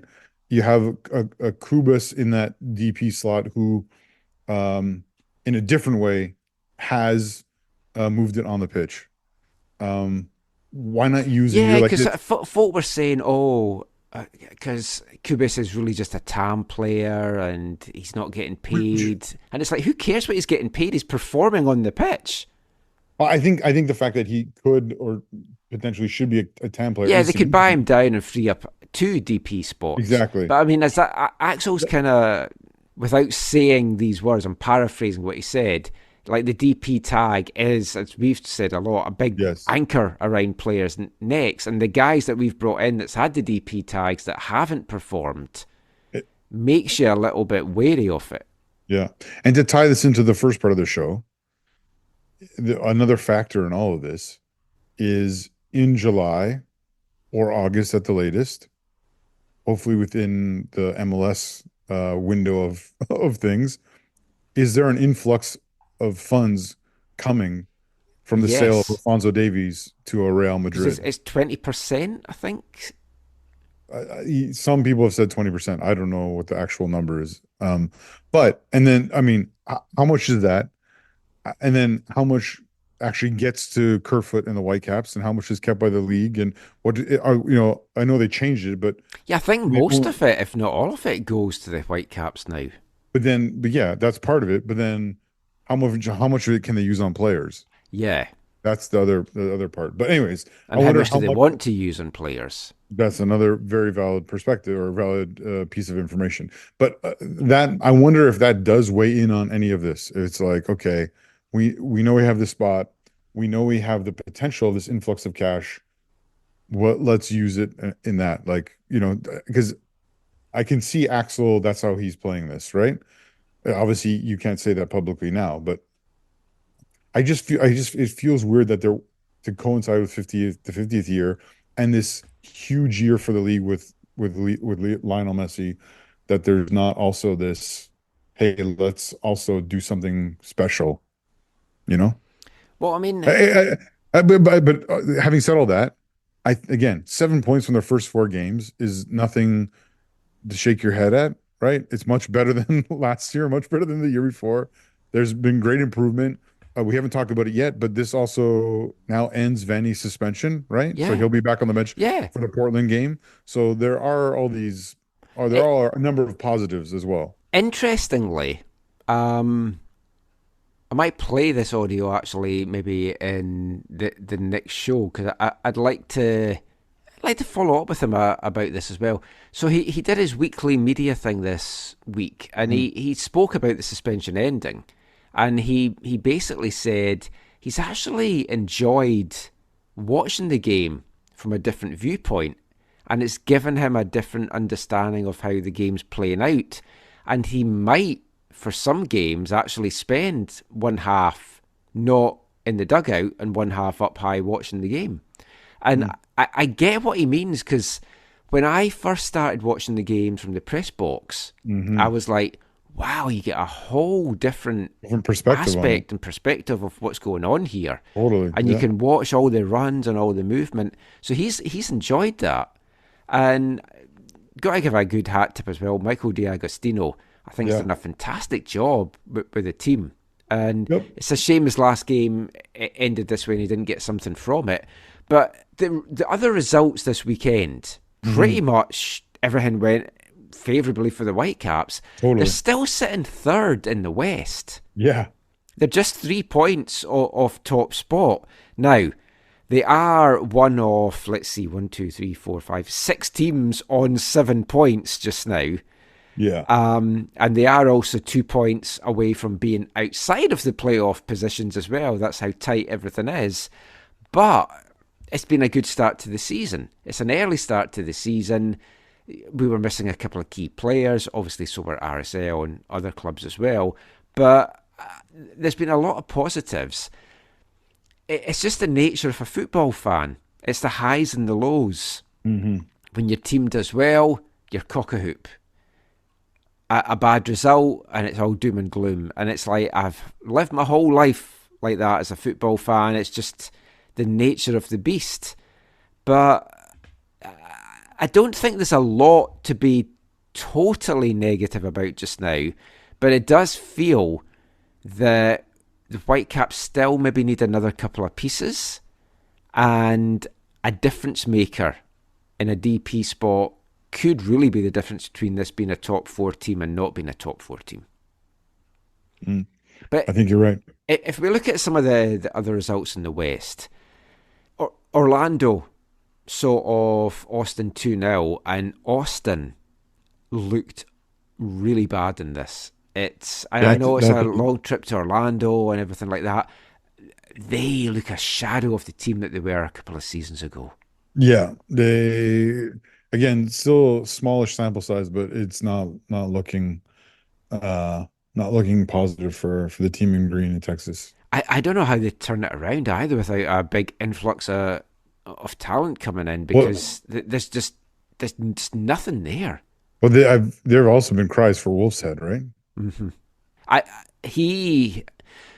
don't think we talked about this at the start of the season, so I get the betting odds, and I'd asked the company that sends it a couple of seasons ago, oh, can you do a kind of manager on the chop thing, because they hadn't done that here, and now they've started doing that. And Vanni Sartini was one of the favourites to be the first manager sacked in MLS this season, which I thought was insane.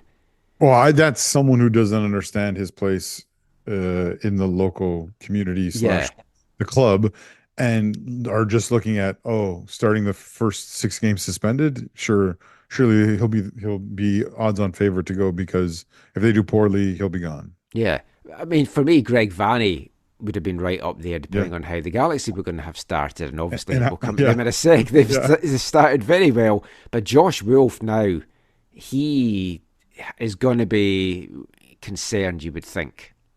Yeah, I mean, as I just think of him as a former 1860 player. Yeah. Sorry, 1859. But yeah, if this run keeps going, he's not going to see through April. He's going to be gone. But the other Vanni, Greg Vanni, has had a good start with LA, and they're sitting second now in the West. And they seem to like to come from behind. They've done it in a couple of games now. They should have come away with the victory last week, but they were trailing 2-0 at the half away to SKC. And Kansas City were dominant. They were in complete control of this game, and the Galaxy were not in this match as an attacking threat. And then an insane second half where they scored 3 goals in an 8-minute spell and had 3 goals ruled out for offside as well. Yeah, a lot. It was like an incredible second half performance. This was really one of the matches of the week. It was a very impressive Galaxy display in that second half. I got a message on my phone saying, "Oh, make sure you turn into the end of this game or whatever," and I didn't because I was busy. But then you're like, "Make sure you watch the highlights of that one." I was like, "Okay, that'll be one of the first ones I watch that I haven't yet watched." And because of all the goals called back, I actually lost track of the score. Yeah. Like, there's another one, and then I was just like, the game's about to end. I was like, it's 3-2. I thought that last one got called back because it kept on getting called back. It's confusing when you just watch the highlights as well. Because one of the other games we're going to talk about, I've only had a chance to watch the highlights. I actually want to sit and watch the whole game of that, but we'll come to that in a sec. But that was such a clinical performance in the second half from the Galaxy that Kansas City's going to wonder what the hell happened to them in the second half. But Joveljic is just on fire just now. Because I think he had 2 of the 3 goals that were ruled off for offside as well as the one that he did get.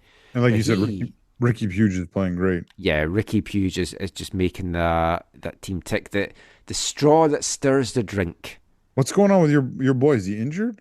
I don't know. I noticed he wasn't in the lineup, and I've kind of, because I was away, I haven't totally followed them that closely, but yeah, I don't know. It must be an injury because there's no way that he wouldn't be featuring otherwise. But yeah, must be. Galaxy looking good, but they did start the last 2 seasons good and then fell off.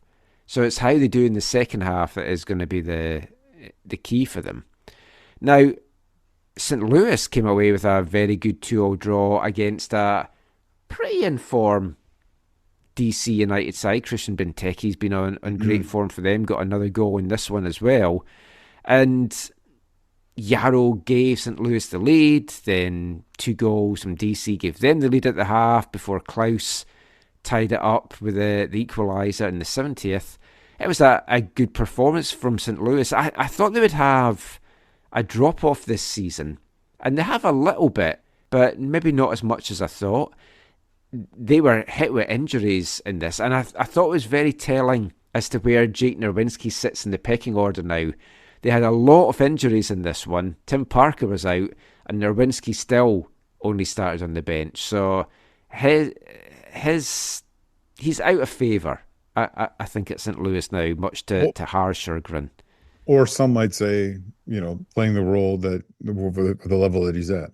But yeah. I think when it comes to St. Louis, I think, injuries aside or whatever, their home form is going to be huge again this year. Mm-hmm. That is not an easy place to go and play. Neither is LAFC's ground, as Nashville found out, as they were on the end of an absolute 5-0 shellacking. Wow. Boanga. Yeah, Boanga looking good, and I mean, Nashville did have a guy sent off, but by that point it was already 3-0, so I don't think it really affected the score too much. Happy for Tillman to get the opening goal in that match. Yeah. And I can't remember if he got taken down for the penalty or the penalty was given for the other foul that happened in roughly the same play. Well, talking about fouls and controversial things and interesting endings, Colorado-Houston. Now, when I got home from the Whitecaps game, I was like, all the Western games are on. I don't know what one to watch. I'm going to watch the MLS 360 show, which really pissed me off because they didn't go until the end of all the Western games. They only went to midnight Eastern time. And I do understand it's late. Yeah, it's midnight. But it's like, at least give the West the full thing and stay with it until all the games have finished. But I ended up watching the end of Colorado-Houston live, and Colorado were absolutely robbed in this. I can't remember who their player was, but a corner comes in, he gets elbowed in the face, and you see him afterwards, and it's all red and swollen, and he's clearly been elbowed. And from that incident, Houston have a quick counter, and it's a great piece of play by Houston. Quick counter, inside to Brad Smith, nice finish from Brad Smith, 96th minute, and it's like, that's going to get called back, and it's going to actually be a Colorado penalty. And it wasn't. It wasn't given, yeah. And I genuinely feel the Rapids were robbed in this. I don't know how that was not a penalty. Yeah, so I've seen the goal, and I saw the highlights, but I had the volume off when I was watching the highlights. So I missed all the foul in it. I have to go back and look at that. I mean, he is so swollen from the elbow to his face. It's like there's visible proof that he was hit in the face. Yeah, so it's crazy that VAR wasn't more helpful in a case like that, right? Then that's what it's there for. Yeah. But again, the VAR officials are what's the correct term? Scaps as well. Well, yeah, I guess they are. Yeah, right. Because we had Joe Fletcher again at at BC Place. He's been doing the Right, VAR. so in the they're not games they're there. not they're not the main people in No, all. some of them are retired guys that's come back as Right. well, but yeah, it's not it's people that are more experienced with VAR, but it's not, it's not the regular guys. But that was just a weird one, as was the kind of finish to San Jose Seattle, and VAR had a little bit of a role to play in that as well. That one, not the end, but the penalty for Seattle to me was so weak. Like, I can't remember I think VAR confirmed it or what. I just thought it was very, very soft. I did as well. But of course, Rui Diaz scores it, and I think like set the record for most goals by a flounder in MLS or Yeah. something. I mean, did he take that from Freddie, I guess? probably. Yeah. But who wouldn't want Raul Rui Diaz on their Yeah, team? who wouldn't? As soon as he scored, I thought, I'm sure Zach's going to say that in the show this week. But San Jose, 2 goals in a minute just before the half to go in with a lead. And I mean, they looked good, and you were like, wow, what has happened to Seattle? And then I knew, because I just watched the highlights of this one, when they showed the Seattle subs and Mizovsky coming on, I was like, he's clearly going to score. I don't like that they do that in the highlights, because it kind of telegraphs something that's going to be coming. But I thought Seattle were going to go on and win it. And then full credit to the Quake, because Ebobisi, who was dropped to the bench for this, had a point to prove, came on, got the winning goal, and I think we'll be starting again next week. But that was a huge win. Michael, could I just draw your attention to the foot of the Western Conference standings? It's being propped up by a Space Needle. It's the new kit that they've got. It's a curse. Yeah, Seattle bottom with 2 now. When you're below Austin, you know you're not having a good start to the season. But I mean, we've seen this before with Seattle. They have bad starts and they turn it around, but they are looking a little out of sorts.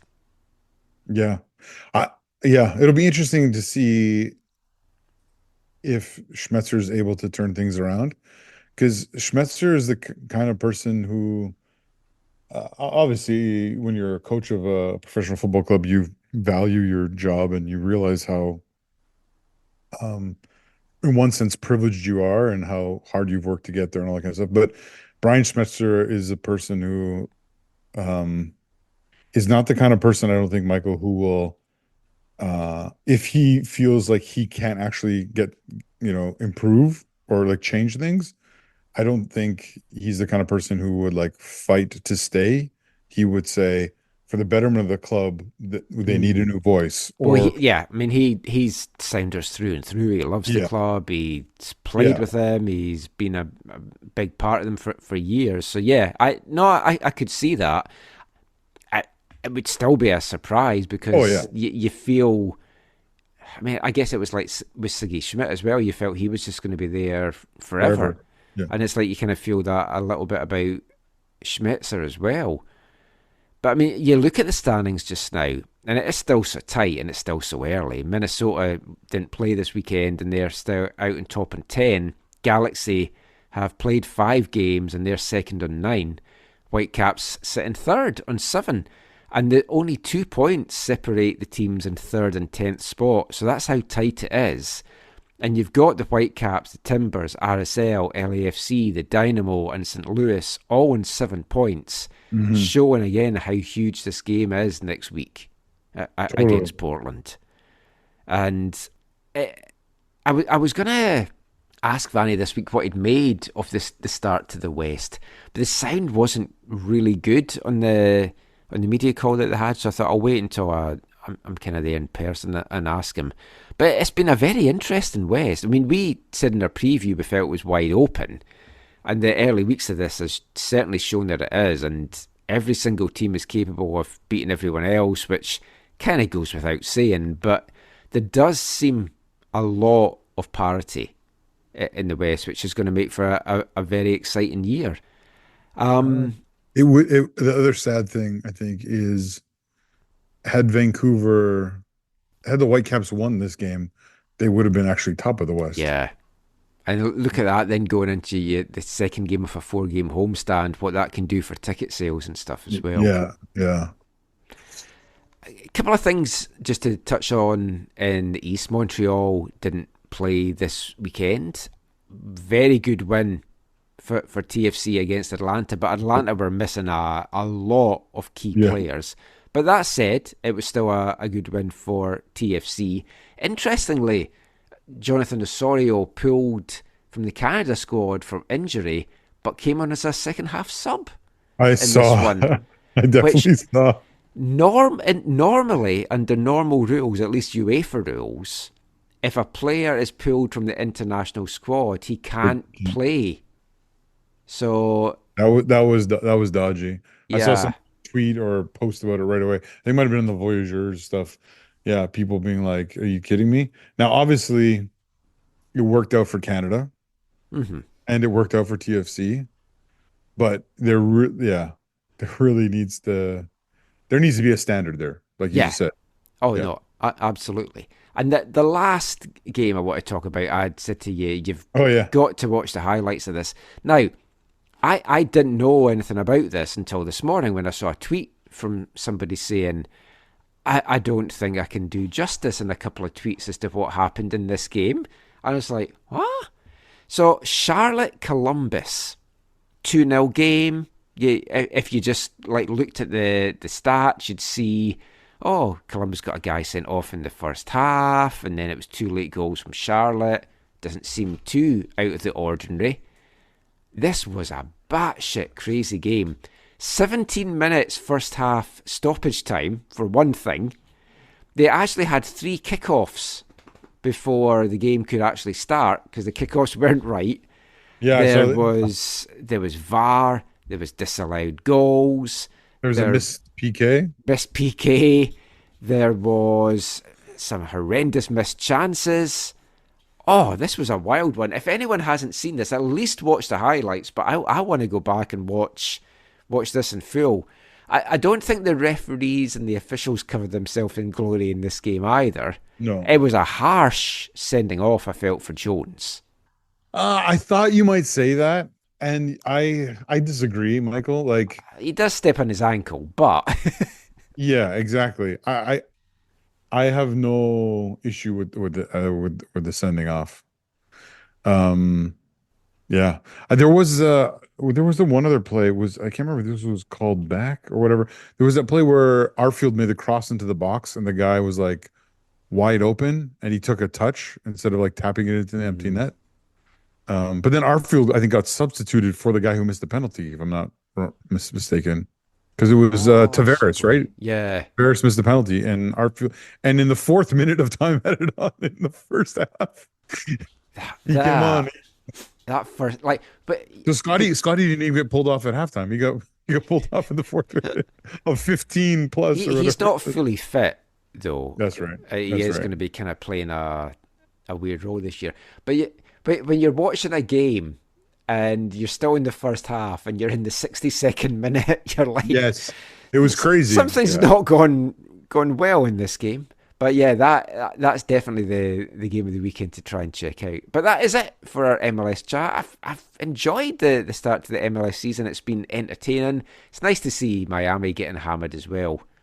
And that's the other thing about the Whitecaps game. As poor as maybe the first half was, I think even though the result didn't go the way the vast majority of the 22,000 that were in the stadium would have wanted to, there were once again traveling RSL fans there, but it was a good end to the game. Like, it was an exciting and engaging. It was an exciting second half. The first half was quite boring, to be totally honest.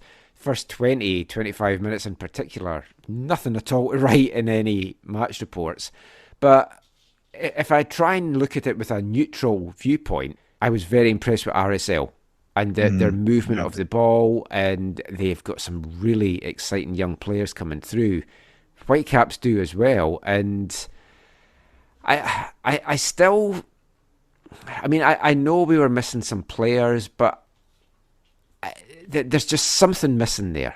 And it's just trying to put your finger on what it is. And hopefully it all comes together soon. And hopefully Ali Ahmed is going to be the guy that is kind of the glue that kind of sparks all that. And then getting Sam Adekugbe back as well. But yeah, we'll see what Portland brings. I'm looking forward to that. Cascadian Derby. That is it, though, for the MLS chat for the show. We're going to turn our attention to the CPL next. And we're going to take you back all the way to 1974 after this. Hi, I'm Jay Nolly, and that was magic.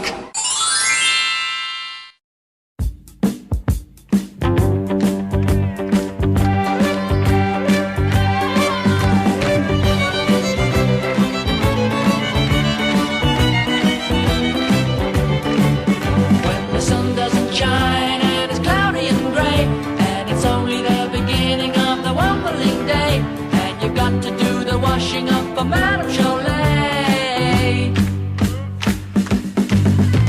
Remember, remember, remember, remember, remember, remember, remember.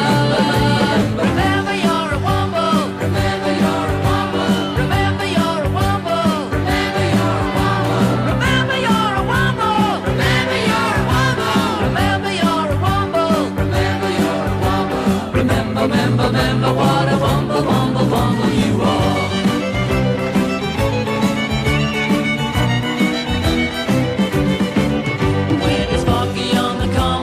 Just can't see, and I wumble into you and you wumble into me. Just remember we're so lucky to be wumbling free.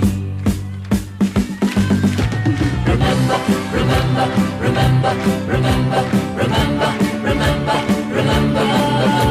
Remember you're a wumble. Remember you're a wumble.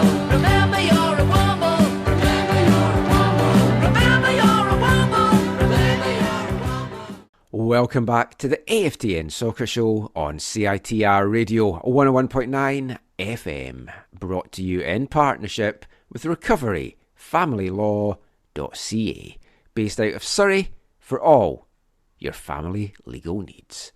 And kicking off this part, we've taken you back to 1974 and a fun band, the Wombles, with their first single taken from their second album, Remember You're a Womble, the album of the same name, released on March 29th, 1974. Do you know about the Wombles, Zach? Unless you told me about them before. No, I don't think I do. Right, so the Wombles were originally a book and then turned into a television show.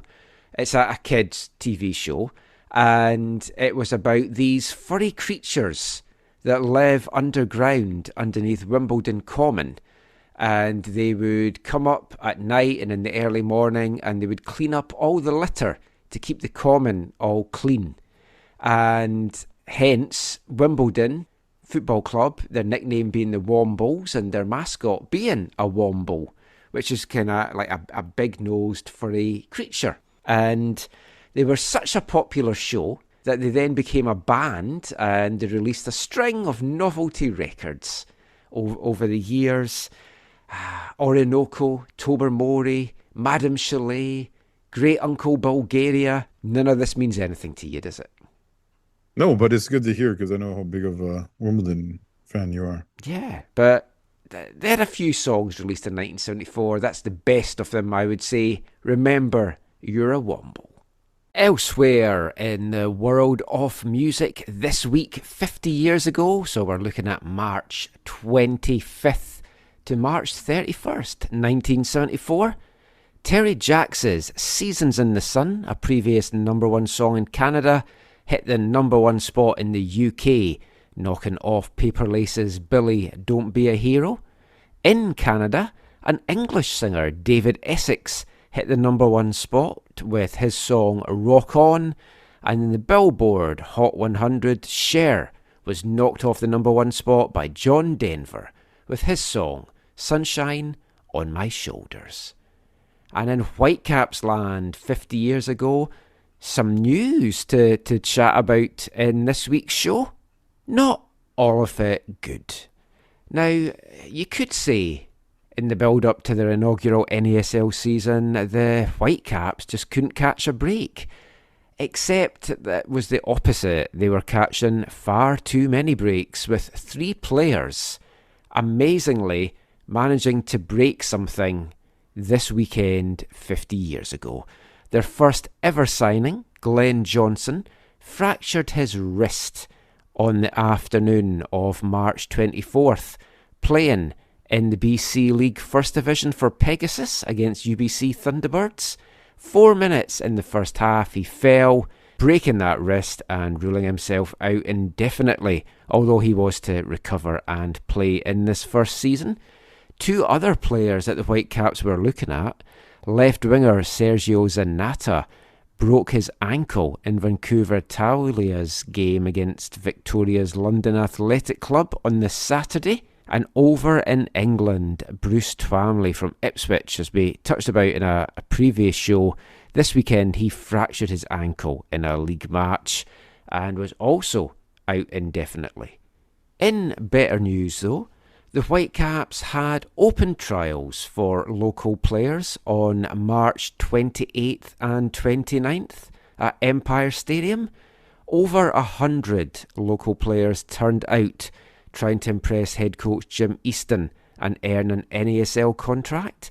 The weather, by all accounts, was absolutely horrendous, torrential rain, but that did not put the players off, and the good turnout impressed Jim Easton by the quality that was available in the province. And with those injuries, the Whitecaps were certainly looking to try and add as many players as they could, whether they were local, whether they were Canadian, or anywhere that they could get them. Also, on March 28th, it was announced that the PNE had finally approved the use of Empire Stadium for the Whitecaps for their inaugural NASL season. There had been some debate as to whether the Whitecaps would play there, although their options were decidedly limited.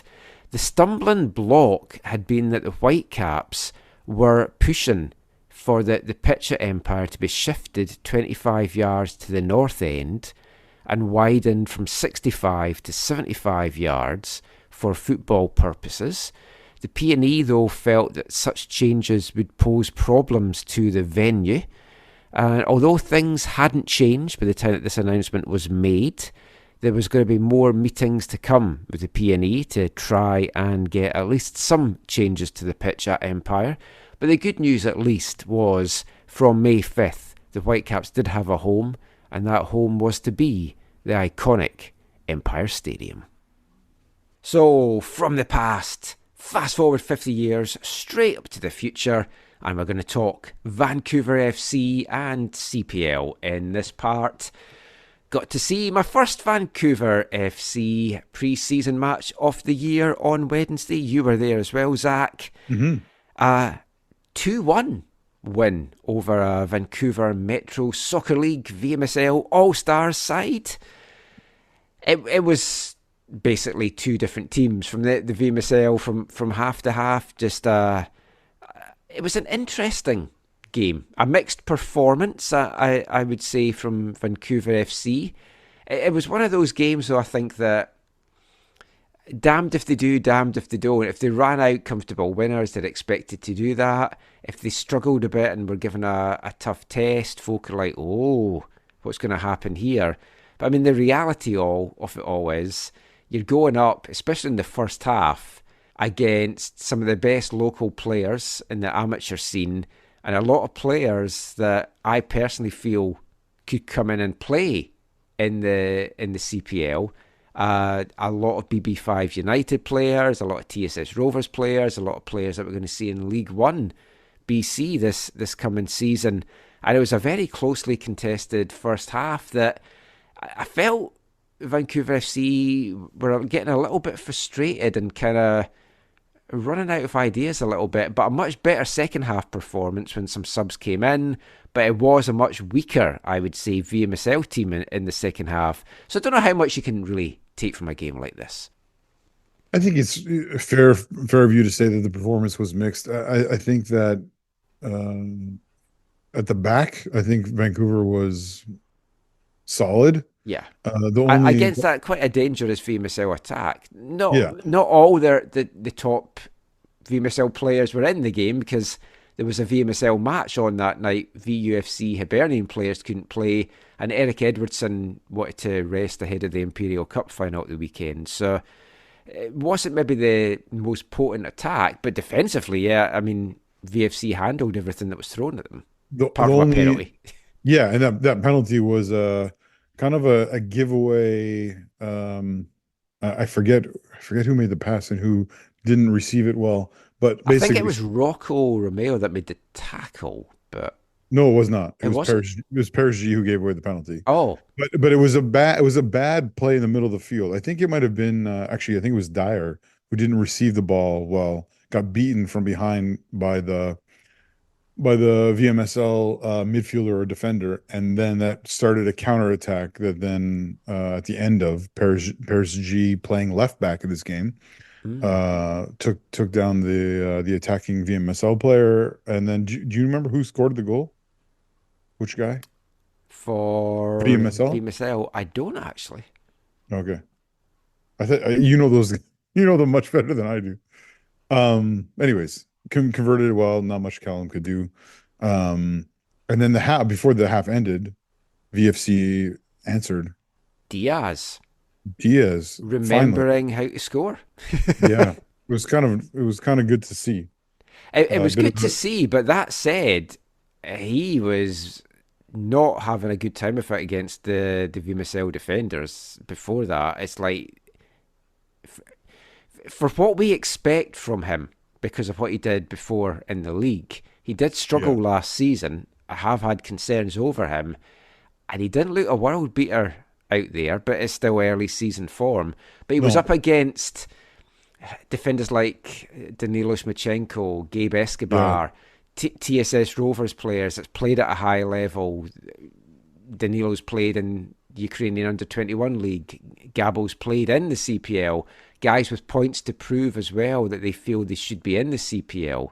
So it was an interesting matchup, but it did give him a bit of a testing time. It did, but ultimately, I think Diaz scored, and hopefully that helps him, kind of get back into to goal scoring form, anyways. Because even though he's more than a goal scorer for VFC, they really needed that, and he didn't provide it when he came in. Now, also for him, his loan deal is up at the end of June. Yeah, so he has to start performing. Exactly, because I think he only has maybe 1 year left on his contract in Norway, and whether he wants to spend that on loan with VFC or or a transfer or whatever, he's playing for his next contract, right? So this is a big few months for him, because based on what he said at the time, it sounds like he'd much prefer to be in Canada than in Norway, just for his family situation alone. Well, I mean, he's got some good pieces around him this year, but he also then has some hungry pieces around him that's wanting that starting spot, and some other ones that could be coming in as well. The winning goal came in the second half. It was a thing of beauty from one of the new additions to VFC, Zach Verhoeven, player we of course know very well here at AFTN. Commentated on him for years at UBC, at TSS. Previously had a spell with Pacific, 3 goals and 31 appearances, before spending the past 3 seasons with Ottawa, 7 goals in 59 games played. Comes to VFC as a free agent and add something a little bit different, I think, to Afshin Goatby's side, and we saw it in this game. It was a great goal, danced through, beautiful finish, and I think it's something that we're going to see a lot of from Zach in VFC colours this season. Yeah, hopefully. I think. Yeah, hopefully. The preseason for Zach, when he was quote unquote trialing before it was official, I know some people got to see some other games where he also scored and showed what he can offer up front. I do also know in one of the games he was not good, and directly at fault for giving away possession, leading directly to goal scoring opportunities that were converted by the opponents. And so this game, it was nice to see in this game him showing the best of who he is. Mazy dribble going past the guy and then roofing it into the Yeah. far side netting. That's what he does so well. goal. But having watched him for years, he does have those games Yeah. where he's flat and doesn't put in the defensive shift and gets caught out.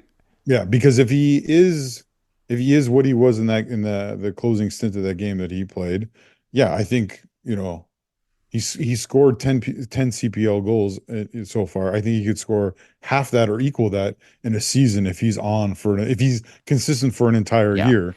He's one of those guys, when he's on, he's electric. And Yeah. when he's off his game, he stinks the place out sometimes. It's just how his career's been, and possibly has maybe stopped him taking the step higher. But he's carved out a good CPL career. I think this is a very good addition for Vancouver. Michael, could Vancouver FC sign any more local players that would excite you, and the 9 or 10 that they have this season, or they heighten your interest in the team? I've got to say, I was speaking to Caitlin with a K, the VFC Caitlin, how enthused I am by the signing policy that they have followed to get me excited about the team this year, of actually signing players I know and have spoken to and have known for years. There's a few others. Luke Norman, the UBC player who was taken in the draft, hasn't really... It doesn't look like he's coming, basically. He's been playing in VMSL, scored actually in the Imperial Cup final this weekend. So they still have his rights. I like to have seen what he can do. I think he's a very exciting player. So there's still maybe time to bring him in or whatever. But there is another UBC player that has been trialling that I am very excited about. I believe he's bagged a couple of goals in some of the pre-season friendlies. Big Sebastian Jakowski, 18 goals in the season for UBC, tying the all-time single-season record for the UBC Thunderbirds in a breakout year, where his third year with UBC, and his first 2 years he was used sparingly because you had a team that had Victor Shambushel banging the goals in. You had Caleb Clark scoring goals. So he hadn't been used a lot. Got his first season as a starter, lit it up. He's a big guy that's really good with his feet, and he's been doing very well with Vancouver FC, and I expect him to be another one of the signings. So that excites me. And I didn't know that this guy was actually trialling with VFC, but we got a little cameo appearance in the second half at Newton against the VMSL. Glory Amanda. Yes, and as we discovered afterwards, we don't know his status. No, but someone we talked to found it very interesting that he was given a squad number for the game. Even I think you'd have to have a number though for the game if you're playing. But he wasn't given like more like a trialist number, right? No, yeah, because last year you saw the trialists getting the 30s and the 40 numbers.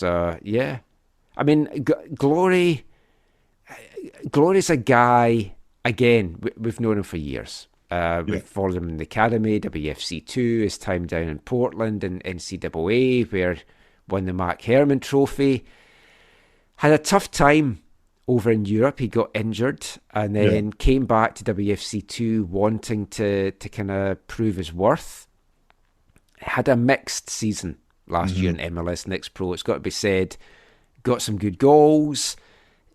I think coming in and out of the team, being a starter 1 week, not the next, doesn't suit him as much as getting a good run in the team. And he had some interesting players around him. Everyone's fighting for a spot. And he didn't light it up the way that I thought he would, and moved on from the Whitecaps. I hope he sticks with Vancouver FC, because if you've got him, if you've got Jakowski, that is two very exciting attacking pieces. And you've added a Kiwi with CPL experience as well, 27-year-old Moses Dyer, who can be a forward, he can be a midfielder. He's had 3 seasons in the CPL with Valor from 2020 to 2022. 19 goals and 54 appearances is not too shabby in the CPL. Went and played USL Championship at FC Tulsa last year. 4 goals in 29 appearances with them. He's been capped 11 times for the New Zealand senior team as well. So there's a lot of quality coming in. And again, going back to Diaz, this puts the pressure on Diaz to perform. Because you've got, like, if you sign Gloria Amanda and you sign Jakowski, they're going to be nipping at the heels. They're wanting playing time. They're going to be hungry, and they're doing it in pre-season, or at least Jakowski's doing it in pre-season. Zach Verhoeven's doing it in pre-season. Genuine question for you, because we heard the murmurs from some players last year that they weren't happy with their playing time. That's always going to be the case at every club. If a player's not playing, they're going to be a bit disgruntled. But there's a lot of quality on this Vancouver FC team this year, which is great. But how does Afshin Gopi keep them all happy? Yeah, that's going to be a very difficult thing for him. Speaking of Seba, yeah, I've heard in one of the kind of closed door preseason games or whatever, he bagged a brace, I think one with his foot, one with his head, and reportedly looked pretty good. Well, you had some, like I said, Zach Verhoeven had something a little bit different. Jakowski had something different as well. He was a big, tall hitman. In terms of how will Afshin try and keep people happy, I think last year to this year is apples and oranges in simply based on the one word you just used there, and that's quality, right? I think last year, too many of the signings at the beginning of the season were not quality enough, and you saw the the club made changes, significant changes. We talked about this. Rob Friend is now overseeing the squad, working with I think the coaching staff on who they're bringing in for the squad, right? So he was busy trying to get the stadium done last year, and so this will be, I think, a better representation of who the club is and what they're trying to do. So last year, a lot of those disgruntled players literally weren't good enough. I mean, literally with the announcement of Verhoeven, I believe they also announced the departure of Mamadou Kane, right? Who was a hopeful player they brought in last year. I think he was on a 2-year deal. They were hoping that he could turn into something. He's naturally a striker who I think only ever played center back for Vancouver FC in games, or maybe just in those or in the professional games, and maybe in friendlies he played up top. Anyways, but yeah, Afshin should have a headache in terms of who to select. And one player we haven't even talked about, because I think he was not fit to play in this game, is the wonder kid TJ Tahid. Right. And so, although we did get to see Grady, and he looked good. And Grady's been, my understanding is Grady's been used in multiple positions in the midfield, centrally, wide, and whatever in this preseason, and has kind of been adapting well. And yeah, there's real excitement around him. So hopefully, like, Afshin is spoiled for options. I mean, he definitely is. In terms of keeping everyone happy, that's going to be the trickier thing, right? I mean, next time we speak to him, it is a question I'm going to ask him, because when you add more experienced players, like if you look at, like, say, a Ben Fisk, David Norman, even a Paris G, they might publicly say, "Oh, yeah, we'll be happy with whatever role we have, etc., etc." But they are not going to be happy if they're not getting regular minutes. And then it's all about who performs, and it's who seizes the opportunity. And I love that, because I love having that competition. And you need that competition. You need everyone pushing everyone, because nobody should be guaranteed a spot in this team. No. Apart from maybe Callum Irvin, because there's no backup goalkeepers. Yeah. I mean, that's another thing. Callum's clearly the number one. They've had a number of trialist goalkeepers. Yeah. I've been told they've just been rotating in and out, and no one has stuck for a variety of reasons. Yeah. Some might be quality, some they know they're not going to get playing time. If you're in all seriousness, if you're a young keeper with talent, why would you go to VFC to just sit on the bench in every game, where you could play in League One and showcase your talent every week, and maybe then get picked up by another club? either here or overseas, for the pittance that you're going to get paid in the CPL. So it is going to be a hard position to fill. That is a fair perspective, especially because last year when Callum was, I want to say, suspended, or was it injured? He was sick. He had food he was poisoning. sick. That's right. It was food poisoning. Mm-hmm. So when he was sick and Zielinski came in, and I think that was the first home win, right? Yeah, did brilliant. Had a great game. 2-0 against Forge, and that was the only time he saw the pitch, right? Yeah. So even though he performed well, yeah, he wasn't able to maintain his spot. So you're right. Because you had Trevor Schneider as kind of the third keeper last year, but he played with altitude. So it's like he could come and just sit on the bench and not play and not develop, which is why clubs like VFC and Pacific FC need reserve teams. They need teams in League One, which I believe will be the case come 2025. Without that, this is a tough position to fill, and you're probably going to find it's going to be maybe a 17, 18-year-old that's like, okay, I'll do that for the experience. You might be right, because I know there have been some young keepers in. Yeah. Like you said, the number I know of is at least 4 keepers that have been in and around the squad in this preseason. So in addition to Callum. Initially, I expected it to be Justin Sandu. That was one of the things I've been told in the off-season. Justin, TSS Rovers, SFU, Croatia SC keeper was going to come in. Justin's at the stage now, he's finished college and he's looking to start his pro career. He needs to be playing. It's the whole Isaac Boehmer, Max Anker thing with the Whitecaps. It's such a tricky position, and there's no right pathway for a goalkeeper as to what the best option is for you. And like we've spoken about it before, from the Whitecaps' point of view, look how many top quality goalkeepers they have produced. It's a conveyor belt. And I could go through Ben Alexander, Connor Adams, Evan Ince. All these guys have come through the academy. They've gone to college, they're playing League One or whatever. But they have to develop if they want to have a career. And that's going to be a tough one for them to fill. But outside of that, getting sidetracked, no player for me right now is guaranteed a starter, I feel, for Vancouver FC. There's some you've got to feel a high up, and there's like a 90% probability that they would be regular starters. But there's competition for every single place. But also different from last year, where if you're in a match and you're not performing, you're likely to get pulled off sooner rather than later. Yeah, I mean, one thing always a good thing. One thing in these last 2 friendlies, the one against Pacific on the island and this one, did you see the kind of bust up in the Pacific game? No. Oh, I just saw the score. I didn't see anything. Oh, Chris Hendersby has some. I should get you. I think he has footage of it. Oh yeah, or maybe it was the stewards of VFC who put it out. There was it was quite interesting.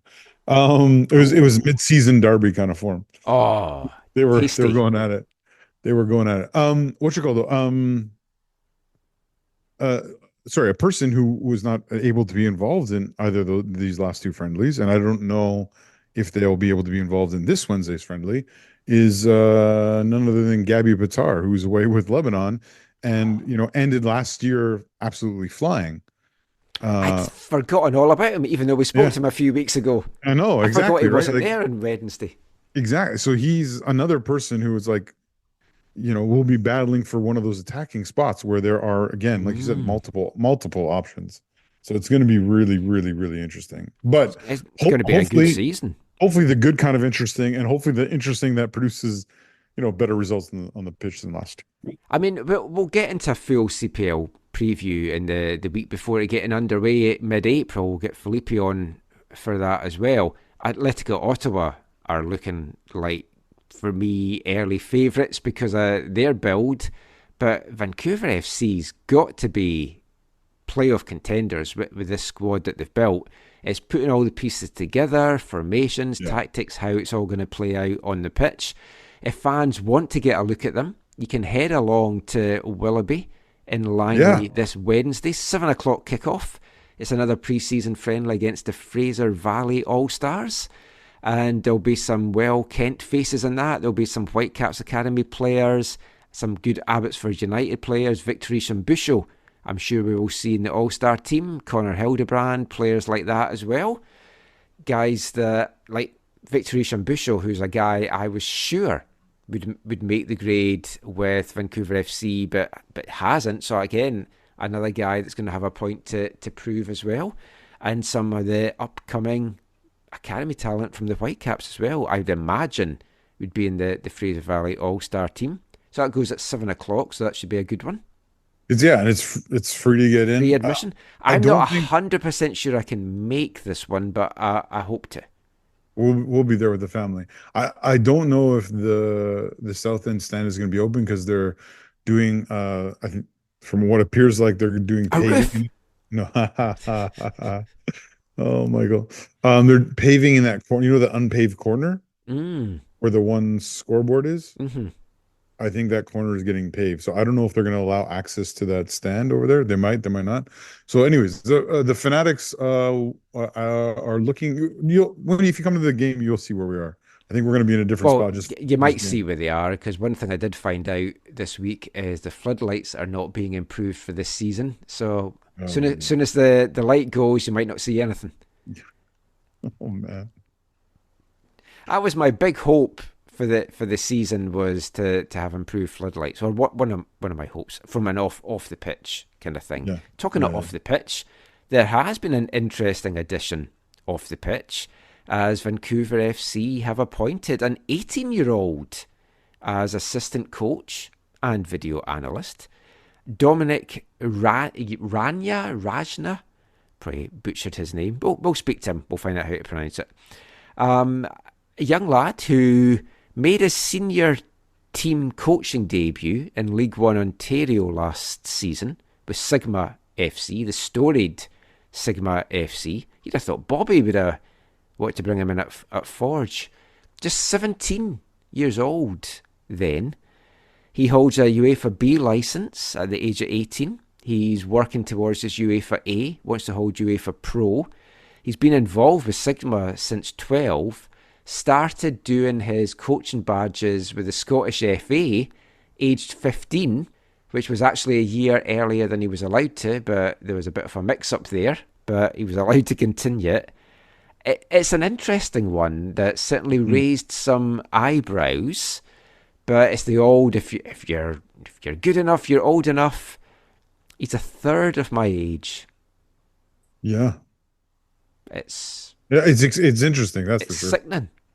Look forward to hopefully being able the opportunity to meet him and chat with him. And I hope to get. I was saying to Caitlin this week, we'll maybe have a sit down chat with him and just get to know him a little bit and what makes him tick, why he's wanted to do this, and his success at an early age, which he seems a very hot prospect. So I think it could be a good addition.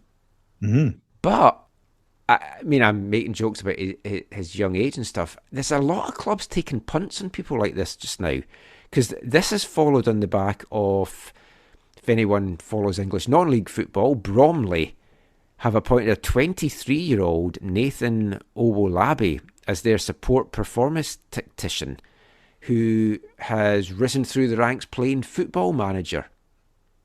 And he kind of won a competition playing Football Manager to get this opportunity with Bromley.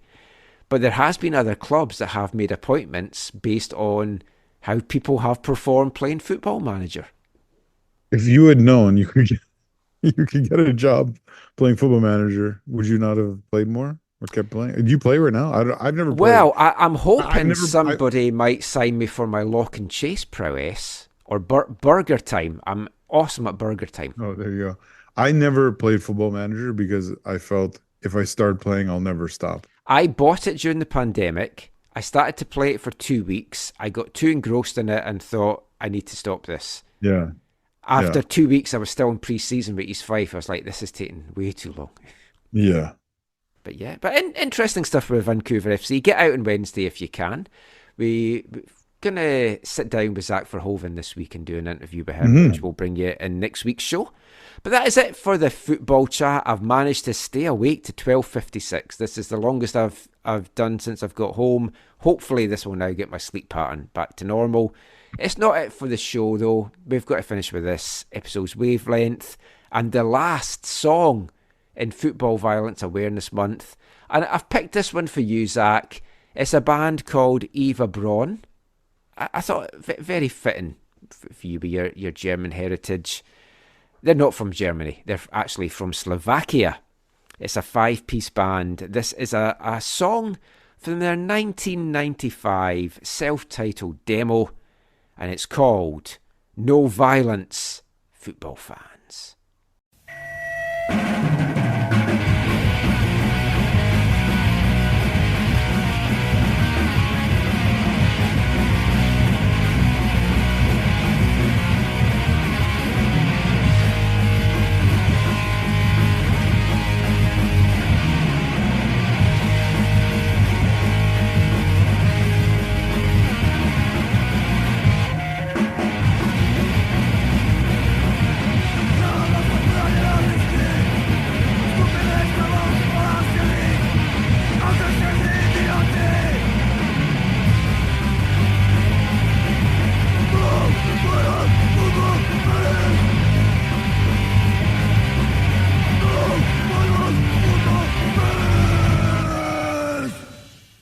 Eva Braun, No Violence, Football Fans. See, the songs in this section, it's not all about smashing folk over the head with bottles. No offence to you in Qatar, where you just hit folk with flags, Zach. But that is it for another Football Violence Awareness Month for March. We'll be back in a year's time. I've got a lot more songs. I found some more today, actually, to fit into the section. I just sit looking up football violence and songs about it. But that is it for this show, pretty much. Any final thoughts for you? Any goodbyes? Anything that's caught your eye this week? No, it's. It was great to see you last Wednesday. It's good to be chatting with you in this format again, and hoping we'll get to reconnect on this coming Wednesday. So yeah, like you said, if you're free Wednesday night, come by Willoughby Community Park and take in what should be an interesting evening of local football. I just want to give a big shout out to Big Dick Campbell, still undefeated as East Fife manager. Oh. Our playoff push is alive and well. We're 6 points off the playoff spot, and the team that currently occupies that, there's 6 games to go, we play them in the last game of the year. Maybe I'll fly back over for that business class just to see it. But yeah, they're doing really well. So recording my East Fife podcast on Monday as well. So it's nice when you've got fun stuff to talk about. And for the Whitecaps, for the most part, it's been a fun start to the season. Let's just hope that game against RSL was a blip. Looking forward to the game against Portland. Always exciting to have a Cascadia derby this coming weekend. That's going to be massive. People should get out to that. Yeah, but we will be back with another fun-filled show next week. We'll have some interviews, we'll have some good football chat, and some good music as well. Until then, have a great week, everybody. Thanks for listening. Take care, and Mon the Caps.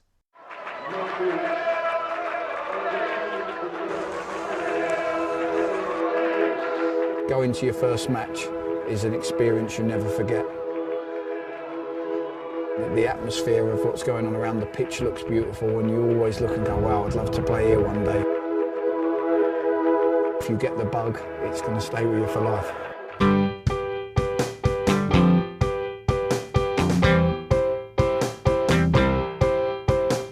10 minutes left. Yeah, but there's still some time. It's not the final score. We need more than the numbers we're given. Show us you live and breathe the game. You're more than a name. That's what we came for. We can bring you more than the score. Every story. Let's take this thing off of the field into the real world, away from the numbers, away from the numbers.